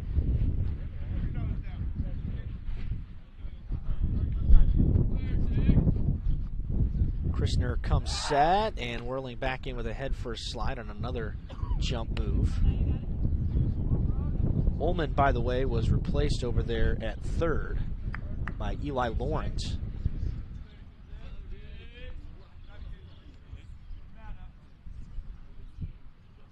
Lawrence is not a guy that is commonly in the lineup for Bellmont. In fact, just a sophomore and doesn't have a ton of at-bats this year. Kristner has been continually worried about the runners at first. Whirling as Bolin squares to bunt. There's a pretty shallow lead over there anyway for Whirling. So Bolin, interestingly, squared to bunt there. I don't know if that was a missign or what, but Bolin's not a guy that normally would be in a bunt situation, especially when you do have nobody out and the Knights are looking for an insurance run. And sometimes that's the way to get a guy off the schneid. He still hasn't had a hit in quite some time. He's in a bit of a slump. 1-2 down and out, 2-2. Bolin was close to the 450 mark at times this year. He's under 400 now and hasn't drawn but 3 walks this year. So he's a guy that puts the ball in play often. Not a high strikeout guy either. But he's had more ground balls and pop-ups the last couple of weeks than he had at the beginning of the season. Granted, the competition has certainly improved since the first 2 weeks. Whirling back in again. Should have chalked up the number of pickoff attempts we had today. It's been far too many for a 3-1 game. I understand both teams are somewhat aggressive on the base paths, but not overly so. And these are guys that normally aren't base stealers anyway that both guys have been concerned about. That's fouled out of play by Bolin. First base side over the Bellmont press box, which we're not invited into today. That's common here at Bellmont, although we're certainly appreciative of our spot down here. Just beyond the right-handed batter's box, the 2-2 pitch. Fastball misses high. Bolin doesn't chase. 3-2. Bailey on deck, then Wathen for the Knights. So some power weights in the lineup here for Norwell, right in the middle. Trying to tack on a run or two. The payoff pitch. Fastball misses high, and Bolin reaches on the walk. Nice 7-pitch at bat by Brody Bolin, and it is a base on balls. The first time he's reached in that fashion in quite a while. That's just his 4th walk drawn of the year, and now courtesy runner will be utilized once again as Bo Morgan, who has been that designated guy for the last couple of weeks, will enter in that position once again. Knights have been turned away scoreless in 4 of the 5 innings so far today. All 3 runs coming in the top of the 3rd. Here comes Leighton Bailey with 2 on and nobody out. Big scoring opportunity in the 6th. First pitch to Bailey, squares to bunt, pulls it back, pitches down. Bailey has not bunted very much. This is not a Norwell team that has had a lot of success bunting this year, but this is certainly a bunt situation right now. Of course, this game is a potential sectional preview, but it's fortunate for the Knights to be able to play over here, get a trial run. Oh, no, there's a jump move to second. Whirling just barely back in there. That was a pretty good move by Kristner, who was timing that play up with Tyler James as shortstop. You really wonder how long this game could have taken if there had been more traffic from the Norwell offense today. Now, this hasn't taken that long. Just here's a 1-0 pitch. It's bunted towards the 3rd baseman. On the run, throwing it into right field is Lawrence, and it goes down the line. And Leighton Bailey takes a tumble. Now he's going to second. Nobody's covering the bag anyway. He was cut down by Kobe Baker, the first baseman, and the Knights score a run. So that was going to be a sacrifice by Leighton Bailey. Lays it down and then reaches on the air. And so E5 is the mark. We were just talking about how important it might be for John Ullman not to be down there anymore. The Knights have opened this thing up. It's 4-1 now after the sacrifice bunt, the defensive mistake. And here comes Brett Wathen.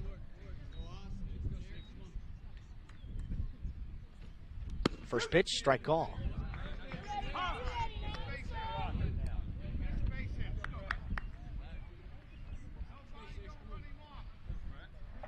So Bailey's out there at second, Morgan at 3rd. 1 run across here in the 6th inning. Wathen hits one right down the line, and it's fair inside the bag. That scores 1. Bailey around 3rd. He touches the bag. He will score as Brett Wathen slides into second safely with his 4th double of the season, and he drives in a pair, and the Knights have taken a 6-1 lead. Big shot by Brett Wathen. That has been a huge addition to this Norwell lineup late in the season. On the 4th hit of the game, Norwell takes a 5-run lead and now can start feeling comfortable here in the top of the 6th inning. That's going to spell the end of the day for Austin Kristner. We'll take a break and talk about the defensive changes for Bellmont when we come back. The Knights have opened this thing up on the road. Bluffton Roofing Incorporated prides themselves on developing a long-term relationship with their customers, listening to their needs and suggesting the proper course of action, be it preventative maintenance, repair, or replacement. Bluffton Roofing and owner James Worth are GAF certified and are certified weather stopper roofing contractors. Bluffton Roofing is fully insured, protecting you and your home. Call 824-3564 or 307-6313. Bluffton Roofing Incorporated. Quality first home improvements. Nick Huffman, a Bluffton High School graduate, is ready to help you buy, sell, or build your dream home. If you're ready to start a new chapter in your life, now's the time. With historic low interest rates, houses are moving at lightning speed. Whether you need single-family, multifamily, agricultural, commercial, property management, mixed use, or land development, give Nick a call or text at 827-8255 or send him a message on Facebook at Real Estate by Nick Huffman. Nick is located at the Steffen Group at 107 West Market Street in Bluffton. His number again is 827-8255. Back here at Bellmont, Norwell has scored 3 runs in the top of this 6th inning. To complement 3 they scored in the top of the 3rd, taking a 6-1 lead over the Braves here on the road, and they have chased out the starting man for Bellmont in Austin Kristner, and he gives way to Chase Leniger out of the bullpen. Leniger is another high innings kind of guy. He is making his 11th appearance in the 19th Bellmont game, so they have used him as a horse. He leads the team in strikeouts, but also it's a team-high 25 walks, so he's got some power stuff, and Bellmont trying to stay in the game. Here's a first-pitch fastball, and he brings it, obviously, way more than the starter Kristner did. But Kristner's had a lot of success, and Leniger's ERA has not been good. A lot of that due to the fact that his walk rate has been extremely high for the Braves. 1-0 pitch, fastball in the dirt. By the way, Mcbride did square around to bunt that first pitch and then pulled back as it wasn't close to the strike zone. Brett Wathen out there at second after the 2-run double that chased the starter out of the game. Fastball is swung at, hit off the end of the bat by Mcbride and foul. We were in the mid-60s at first pitch today. We have stayed dry, fortunately. The rain was a threat for most of the afternoon, but we've stayed dry here in Adams County. Mcbride bunts it, and the backspin rolls it foul, third base side. It's picked up by Wellman in foul territory, so evens the count at 2-2 to Luke Mcbride. McBride wearing the gray sleeves today under the Vegas gold and navy blue jerseys.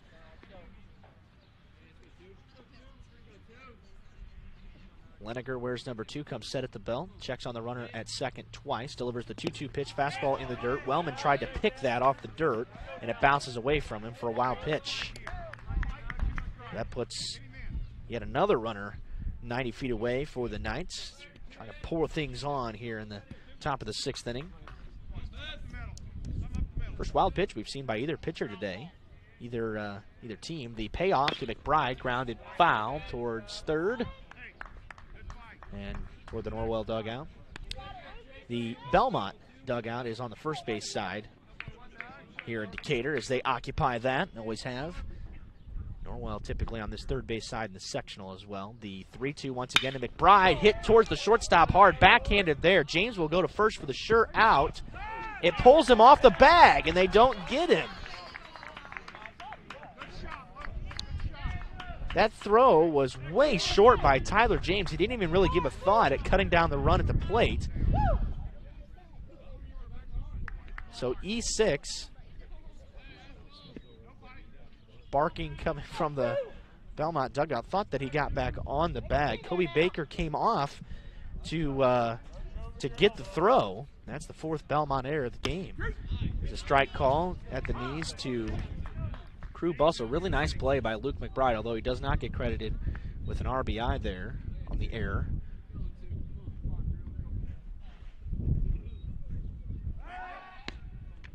pickoff throw. That's the first move we've seen from Chase Liniger.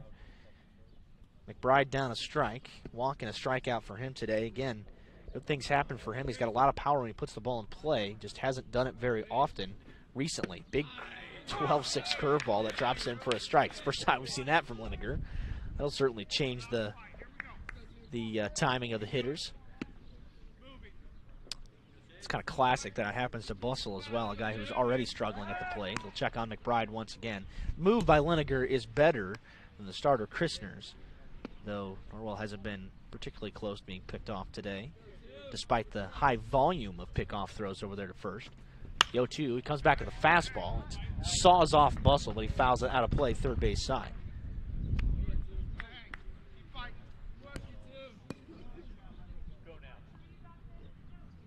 Seven runs on just 4 hits today for the Knights. 4 runs in the 6th inning to widen their lead in what might be insurmountable for the Braves. The 0-2. Fastball in the dirt, 1-2.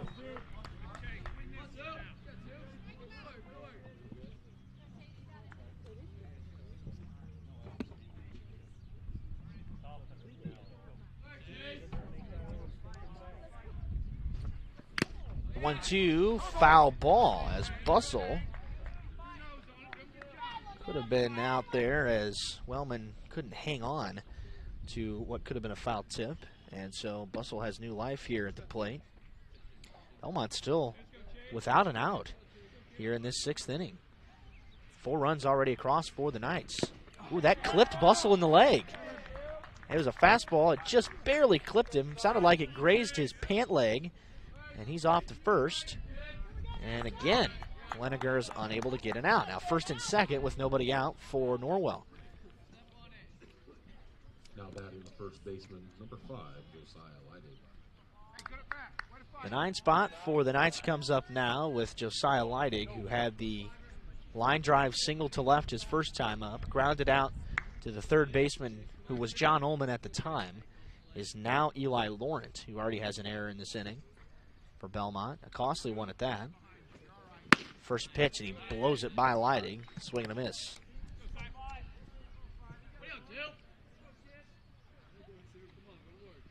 Liniger pops the glove a little bit. This is a guy that, again, if he's able to harness his fastball, could be really effective.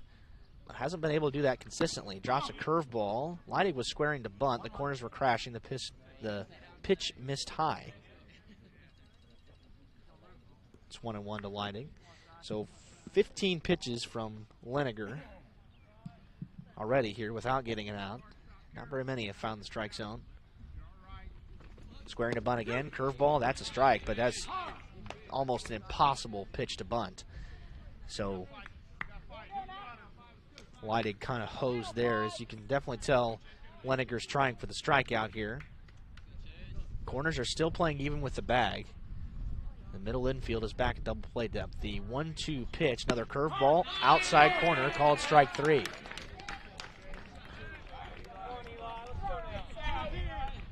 So Leidig takes strike 3 looking. 1 gone. That's the first out finally of this 6th inning for the Braves. Eli Riley will stand in now. 1 for 3 for Riley today. The bunt single, his only time on base. Hits with 2 men on and 1 out here in the 6th. First pitch fastball misses high to the leadoff hitter. Sometimes guys can have more success against a harder throwing guy, especially when you are a guy of Riley's caliber who's heading off to play college baseball. There's a swing and a miss. Gets it by Riley. Well, it hasn't been great against some of the lower tier pitchers that they saw from Huntington North and from East Noble. Only 3 runs managed to cross the plate for the Knights in those 2 games last week. 1-1 missed high, fastball high and tight. It goes in and out of the glove of Wellman for a pass ball to put 2 runners in scoring position.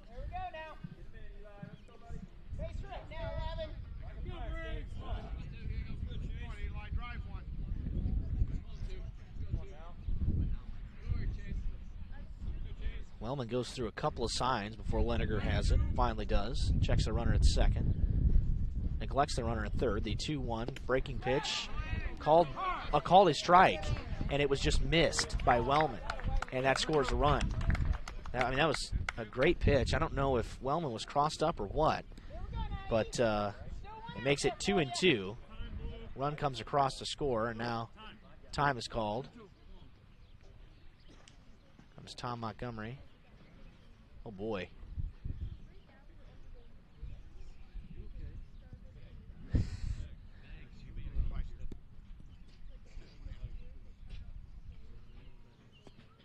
That's never good, as Wellman has missed 2 pitches in a row, and there's some stirring in the Bellmont dugout about getting some catcher's gear on. So that's interesting. But that was a strike. That there's no way that that should have been missed by Wellman. It was a curveball, and again, I don't know if he got crossed up or what, but that's back-to-back pass balls, and it eventually came across the score run. That pitch is off the plate. 3-2 to Riley. 8-1 Norwell in the top of the 6th. It was 3-1. It was a fast-moving game, and then Norwell decided to have the bats come alive a little bit, but really it's been a conglomeration of mistakes by Bellmont. Curveball missed high and tight to Riley, ducked out of the way, and that's a walk issued by Leniger. And they continue this inning. The Knights continue to pile on here in the 6th and make this thing a lot more lopsided than it once was. Luke Graff, the hitter now, with runners at the corners. Riley likely going to be on the move here at some point, maybe first pitch. He's not on the move yet. That pitch is called a strike. Inside corner, right at the very bottom of the zone against Graft. There's a jump move to first. Oh, they got him. Wow. Riley was back in there safely, and they called him out. And Riley didn't even know he was out. Yeah, that was a miss by Lucas Everett, I think. Obviously, he's got a better look than I do down here, but it looked like he was back in there by a pretty long margin. So they do end up getting a pickoff after all that today. Graff grounds it towards the first baseman. It's picked up there, and that will retire the side. So, not before Norwell gets all the damage done, and they lead 8-1 heading into the bottom of the 6th inning. A wide lead and some insurance on the Voice. I'm Dr. Josh Bell from Corrective Chiropractic in Bluffton. My goal with chiropractic treatment is to make you feel and function better by providing neurostructural corrections to help put your spine back into alignment, to strengthen your nerve system, and to relieve nerve pain. We strive to help you heal and stay healthy for years to come. Our full-service chiropractic team in Bluffton provides corrective exercises, lifestyle advice, along with spinal and postural screenings. Hi, I'm Dr. Nick Altair, and I'm proud to join the team here at Corrective Chiropractic. Our goal is to figure out what is causing your pain and restore movement to the optimal level. From infants to older adults, chiropractic is a safe way to manage growing pains and other body trauma. Did you know that chiropractic care can strengthen your overall immune system? Give us a call at 260-353-1400. Chiropractic care can help you on your journey to the best version of you. Corrective Chiropractic, 360 North Main Street, Suite A, Dutch Mill Plaza, Bluffton, Indiana. Are you taking the first step towards a healthier you? Or are you just tired of the same workout? From beginners to fitness veterans, the Greater Fort Wayne YMCA is the place for you. We offer a full range of workout equipment, personal trainers, certified instructors, a full line of classes, an indoor pool, and so much more. Have peace of mind when you work out with childcare available. The Greater Fort Wayne YMCA is so much more. Join today. Visit fwymca.org. James, then Baker, and then Eli Lauren here in the bottom of the 6th inning. Bellmont needs a bunch to stay in this thing. Norwell was able to pile on some runs in the top of the 6th, 5 of them, although they were only able to get a couple of hits in the inning. They've only got 4 hits today. There was some defensive mistakes, a bunt that was thrown into right field by the new third baseman Laurent, and a couple of walks, a hit batter. All kinds of things happened in that inning. There's a strike call outside corner to Tyler James. Brody Bolin is still in the game for the Knights. He's had a really nice, quick last 2 innings. Had a 5-pitch bottom of the 4th inning. and then came back with 17 in the bottom of the fifth. Took a little bit longer. Here's an off-speed pitch, drops in, bell ties. Strike two called to James. He's got to pull the trigger here for Bellmont because they've got to get some stuff rolling here. 4 hits for both teams today. 4 errors for Bellmont and just 1 for the Knights. The strike two is another off-speed. It's fouled back out towards the parking lot here at Bellmont, although the cars are farther away than they used to be. If you're familiar with the setup here at Bellmont, it used to be a lot tighter toward the backstop.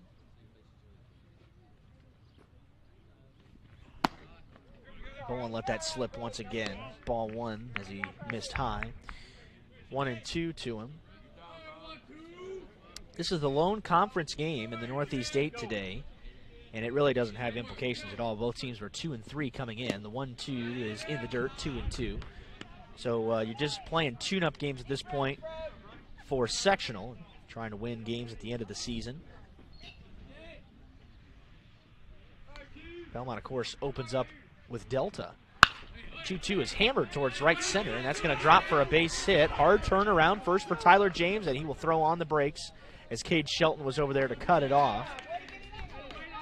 And that's a line drive single to the opposite field for Tyler James. Baseman, number 10, Kobe Baker.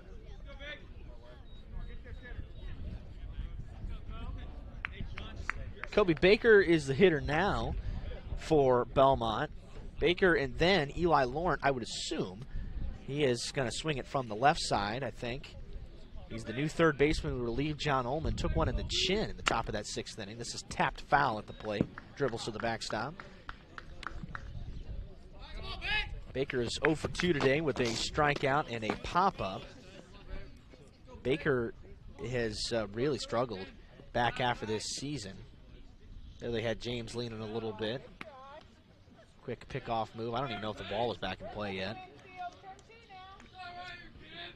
Well, Dave Stauffer isn't really putting the ball back in play anyway, so I guess it doesn't matter. James is dancing. They step off. They're going to pick him off if the throw is on the money, and it's not. It is a ball that was kind of bobbled in the dirt by Leidig, although, again, took a short hop over there. James is able to get back in there. He was really jumping and dancing. I think he's going to be on the move at some point. Now he's got a really short lead. Steele might be off for the moment. Strike one pitch. This ball is hammered towards deep right. Going back is Shelton. He gets turned around, and that ball is gone. It carries the distance, and Kobe Baker homers for the first time this season. It's a 2-run shot here in the bottom of the 6th for Bellmont.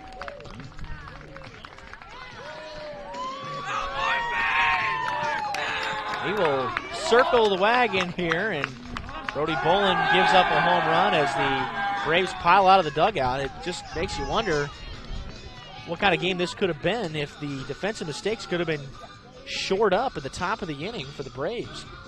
They cut the deficit to 5. First 2 batters reach for Bellmont. They both come around to score. Dave Goodmiller's out to the mound, and I think he's going to make a pitching change. He is. Brody Bolin's day is done. He goes 5 complete and gives up 3 runs. The Knights are going to go with Rocco Haynes out of the bullpen for the first time this season. We'll talk about it when we come back on WellsCountyVoice.com. Did you sprain your ankle playing with your kids last night? Have you had a nagging pain while training for an upcoming race? Or do you have an upcoming surgery? Indiana Physical Therapy understands how important and valuable your time is to you. At Indiana Physical Therapy, we can schedule you within 24 hours at any of our 19 convenient clinics. IPT has been a trusted part of your community for over 32 years. With trusted results, you can count on Indiana Physical Therapy to get you better, faster. You don't need a referral from your doctor, and all insurances are accepted, including Anthem. IPT is your choice for physical therapy. So what are you waiting for? Call Indiana Physical Therapy right now at 260-209-2464 to schedule an appointment, or go online to indianapt.com. Indiana Physical Therapy, where people go to get better. Scoring has exploded in this 6th inning for both teams. 5 runs in the top of the inning for the Knights, and that's been matched already by 2. Be the 2-run shot by Kobe Baker to score James, who led off the inning with a base hit of his own. And Brody Bolin gets chased in the bottom of the 6th. He is still in line for the win, which would be his 4th of the season. That would be a team best. Rocco Haynes comes in as the number 1 guy for Norwell. He's made 5 starts. He has not come out in a relief appearance yet. So we'll see how he works here. Now, there's nobody on, obviously, bottom of the 6th and a 5-run cushion. So still a lot of room for error for the Knights. But he leads the team in strikeouts with 33 of them. An ERA just over 3 over the course of the year. 25 innings and 5 starts. He's been a guy that has threatened to go the distance in a lot of his games this year, and did go the complete game at Huntington North on Thursday afternoon, lost 3-2. But he is ready to go. The senior for the Knights wears number 6, and Eli Laurent steps in for the first time. So new pitcher and new hitter. Laurent was entered into the game after the starting third baseman Olin took one off the chin. There's a first pitch fastball called a strike right at the knees by Rocco Haynes. He really pumps it in there. He can reach back and get something extra. The strike 1 is shot the other way off the end of the bat. Going back is the left fielder, Wathen, who didn't get a great read and actually had to kind of jump to make that catch. And it got checked up again a little bit by the wind that's blowing out there today. That is the center fielder, number 1, Trevor Walker. So that's the first out of the inning. Laurent is out of there on the fly ball, and here comes Trevor Walker in the 6th hole. Other defensive changes for the Knights. Everybody stays in the game, just position changes on the left side of the infield. Bolin shifted over to third, and that pushed Leighton Bailey to short. Ball 1 to Trevor Walker, who's 0 for 2, but he has put the ball in play twice. Then Isaiah Wellman with 1 out. Bases empty here in the Bellmont 6th inning. There's a strike call, belt high fastball. Walker bats from the right side, 250 hitter on the year. Without a hit yet today. A couple extra base hits for him as well. 1-1. He couldn't pull the trigger on it. Walker's not ready for this pitch. I mean, he was starting way late. If he had offered at that pitch, he would have been about a second and a half behind it. And Walker's behind 1 and 2. He stands at the very back of the box. Open stance. Ooh, called strike 3. Bottom reaches of the zone.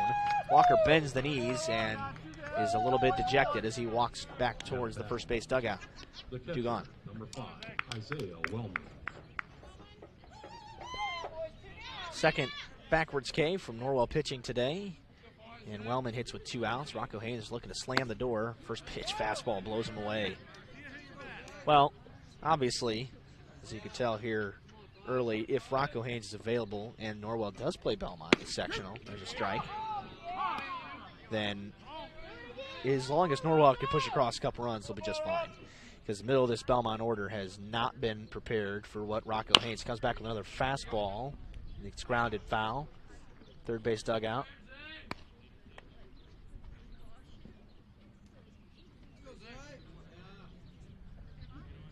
No balls and 2 strikes to Wellman. Rocco looking to work a 10-pitch inning if he can with 9 strikes. And it's punched foul and out of play by Wellman.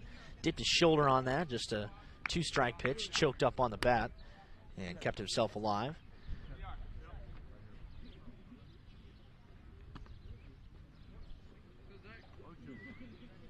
Lights are not on today, although they could be. It's relatively dark out here as we tick towards the 7:30 hour. Strike 2 pitch. Oh, boy. Wave and a miss by Wellman, and down go the Braves when Rocco Haynes came into the game. We are on to the 7th. The Knights still have a comfy 5-run lead on the road, looking for their 3rd conference win of the season. Always going to have sibling rivalry, and it's no different with the Heidi brothers. They went and built 2 dealerships right next to each other and filled them up with new Chevys, Jeeps, Buicks, Chryslers, Dodge Rams, and more. And some of the best late model pre-owned vehicles around, just so they could compete for your business with service, selection, and price. The choice is yours. Heidi Automotive Group in Bluffton, just 20 minutes south of Fort Wayne.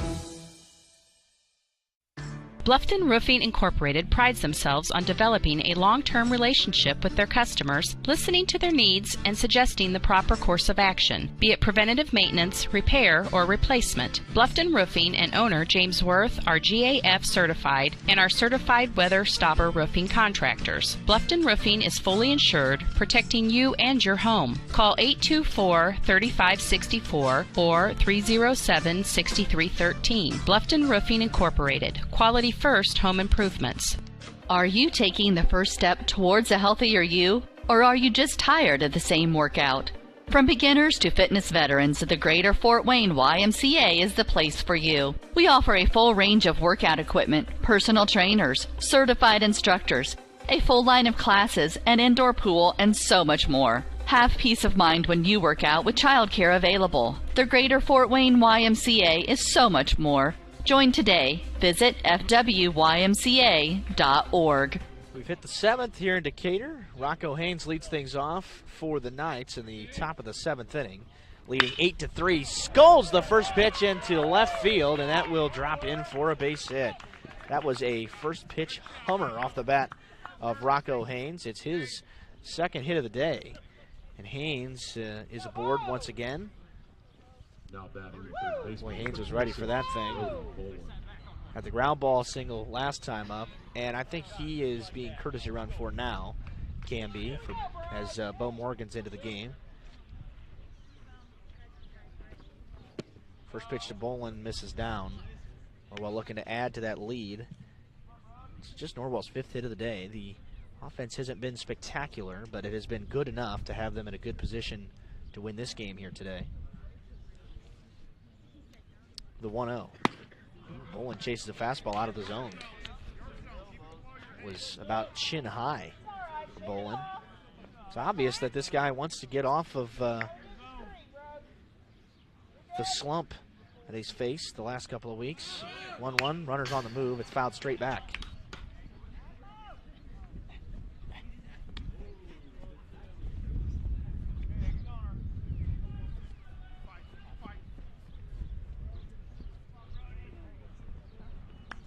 One and 2 to Bolin with Bo Morgan out at first. Nobody out, top of the 7th. Norwell leading 8-3. A win would put them back at 3-3 in the conference with 1 to go. Obviously, that's tomorrow against Columbia City.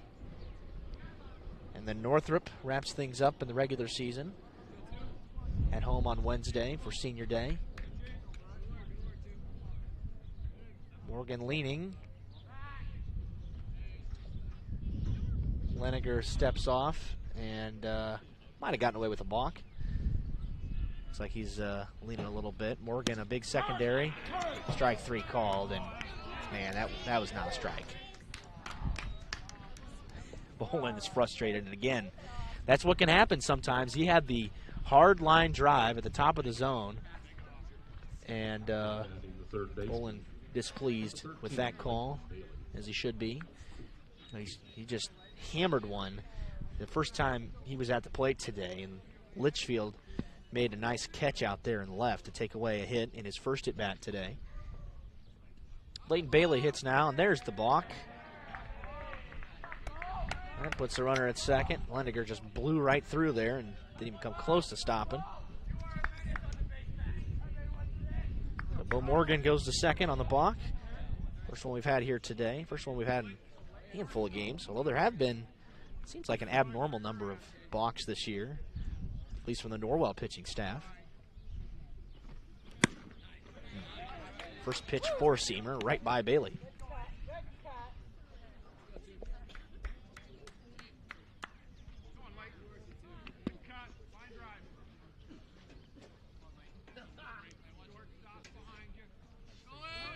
Runner on the move, pitches high, swings and misses at it anyway. Nice diving stop. Morgan is not going to try to score.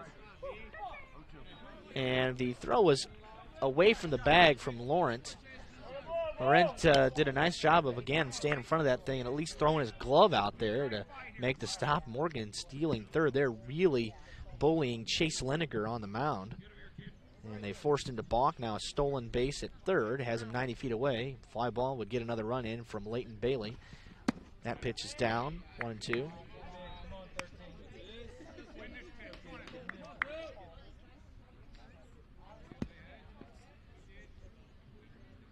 Bailey rests the bat on his right shoulder. Now puts it in motion, waves it even with his head. He drives this thing into left. Going back, Litchfield, he goes off his glove and rolls to the warning track. Extra bases coming for Bailey as he slides into second with an RBI double, scoring Morgan from third. Leighton Bailey chalks up his 6th extra base hit of the year.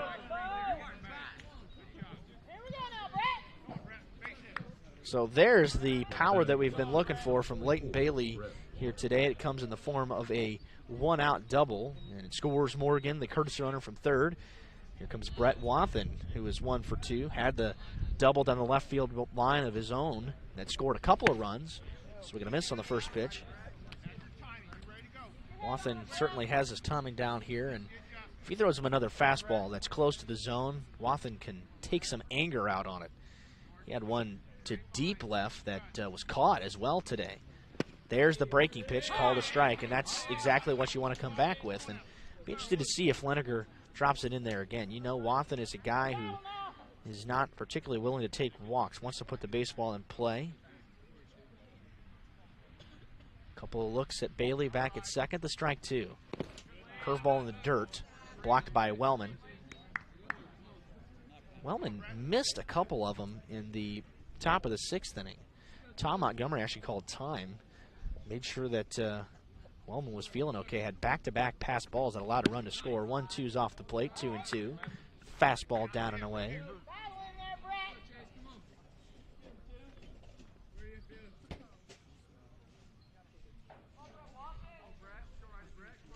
Wathen hitting with the runner in scoring position. 2-2 fastball, and he drives it foul.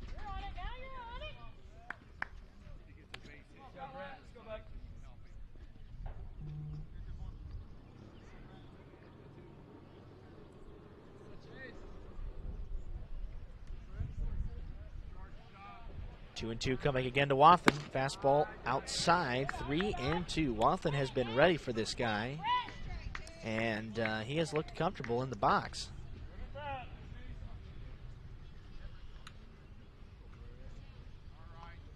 Leniger to the plate with the payoff. Fastball, ground ball towards third, scooped up by Lawrence. Throw pulls the first baseman Baker off the bag, but they apply the tag against Wathen.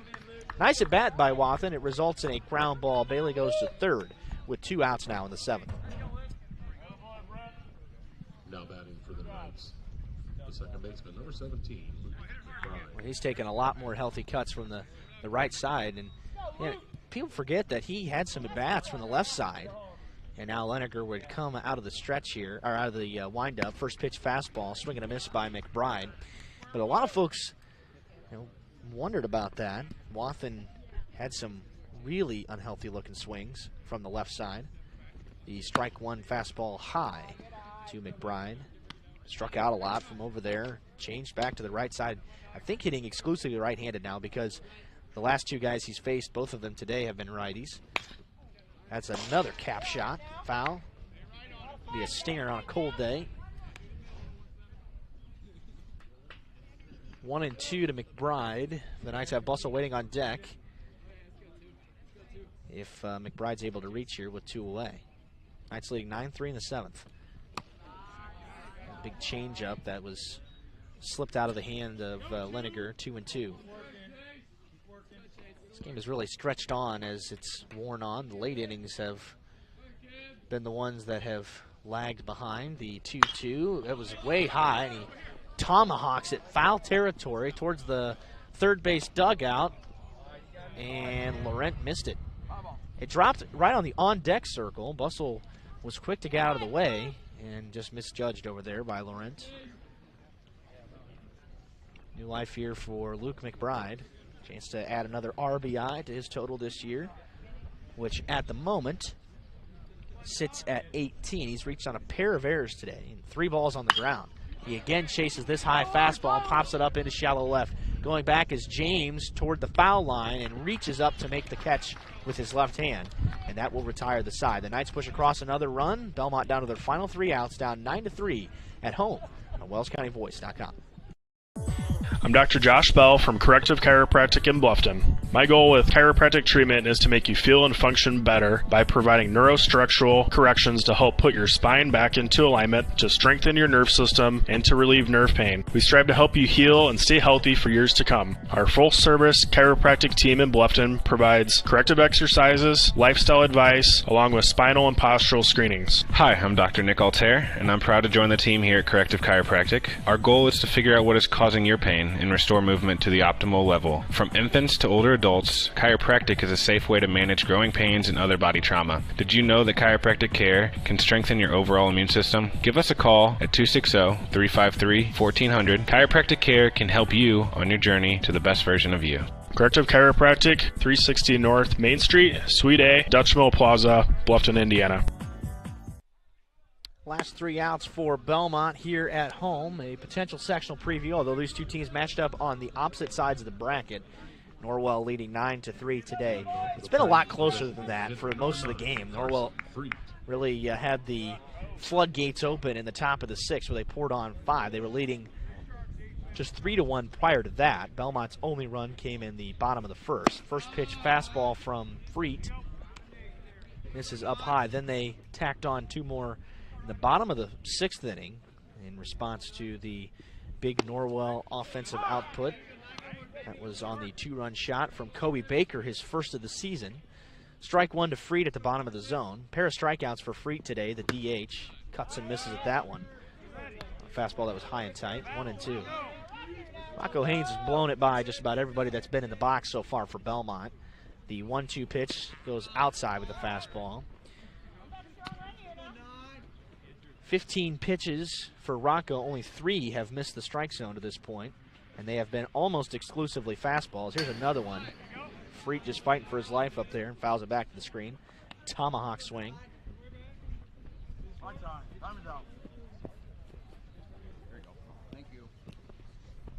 Freet, then James, then Litchfield, assuming no pinch hitters here in the bottom of the 7th, although this game close to being out of reach. The 2-2 off speed, and Freet just throws the bat head out there and missed it by a mile. 1 gone, and Freet down for the 3rd time today on strikes. For the Braves, the second baseman, number 14, Andrew James. James has a pair of hits today, both to the left side, and both of the infield single variety. 2 of Belmont's 6 team hits today. Strike call, outside half to James. Rocco just has the ability to work ahead of everybody, and when he has an overmatched lineup, it's hard to get around with the baseball against him because he's a fastball throwing and a hard throwing guy. Doesn't mess around a lot with the breaking stuff against teams that he overpowers. The only thing about that is basically all 5 of his starts have been against really good teams. Here's a ground ball through the left side of the infield for a base hit. Andrew James has 3 hits in the 9-hole today for Bellmont. Stepping in for the Braves, the left fielder, number 16, Dobie Litchfield. Litchfield is 0 for 2. Some of the folks have begun to file out of here late in the 7th inning. It's fouled out of play. Been overcast for the entire game, but we have stayed dry, and that's the important thing, especially since we're outside. Looking forward to getting back here again next Wednesday when the Knights take on Marion at 5:30. Off-speed pitch, strike 2, swing and a miss by Litchfield. Scheinman waits on deck for Bellmont if Litchfield can stay out of the double play. Strike 2, fastball high and tight, and it brushed Litchfield off the plate.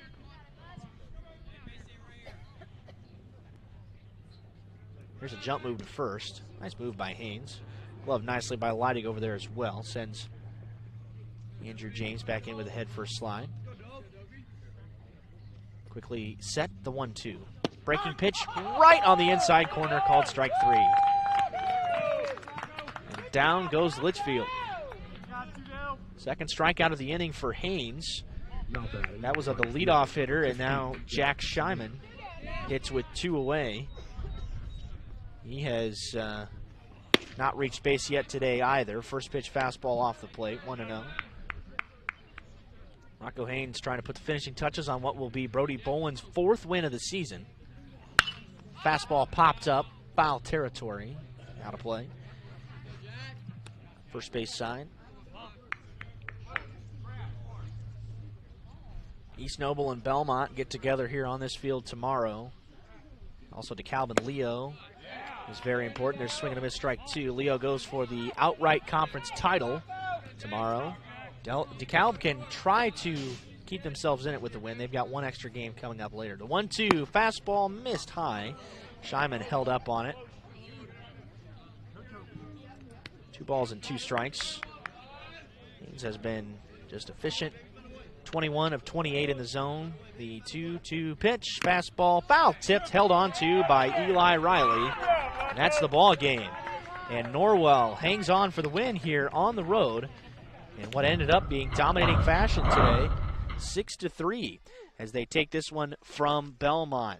They were out hit today, but it doesn't matter because the Knights are in the scoring column and on the right side of things on that end of the ledger. They win 9-3 today. They go to 3-3 in the league and 13-9 overall. They'll host Columbia City tomorrow. Will not be on the air tomorrow, but that game is a home one, so I hope to see you out there.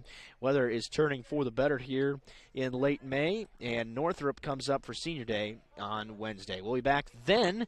Until then, on behalf of our owners, Scott and Dale Metzer, I'm Derek Decker saying so long and God bless. We hope you enjoyed this broadcast of high school sports on the Voice Enterprises. Remember, none of this would be possible without the continued support of our sponsors. Please use their services whenever possible, and when you see them, tell them thank you. Join us again next time on the Voice Enterprises.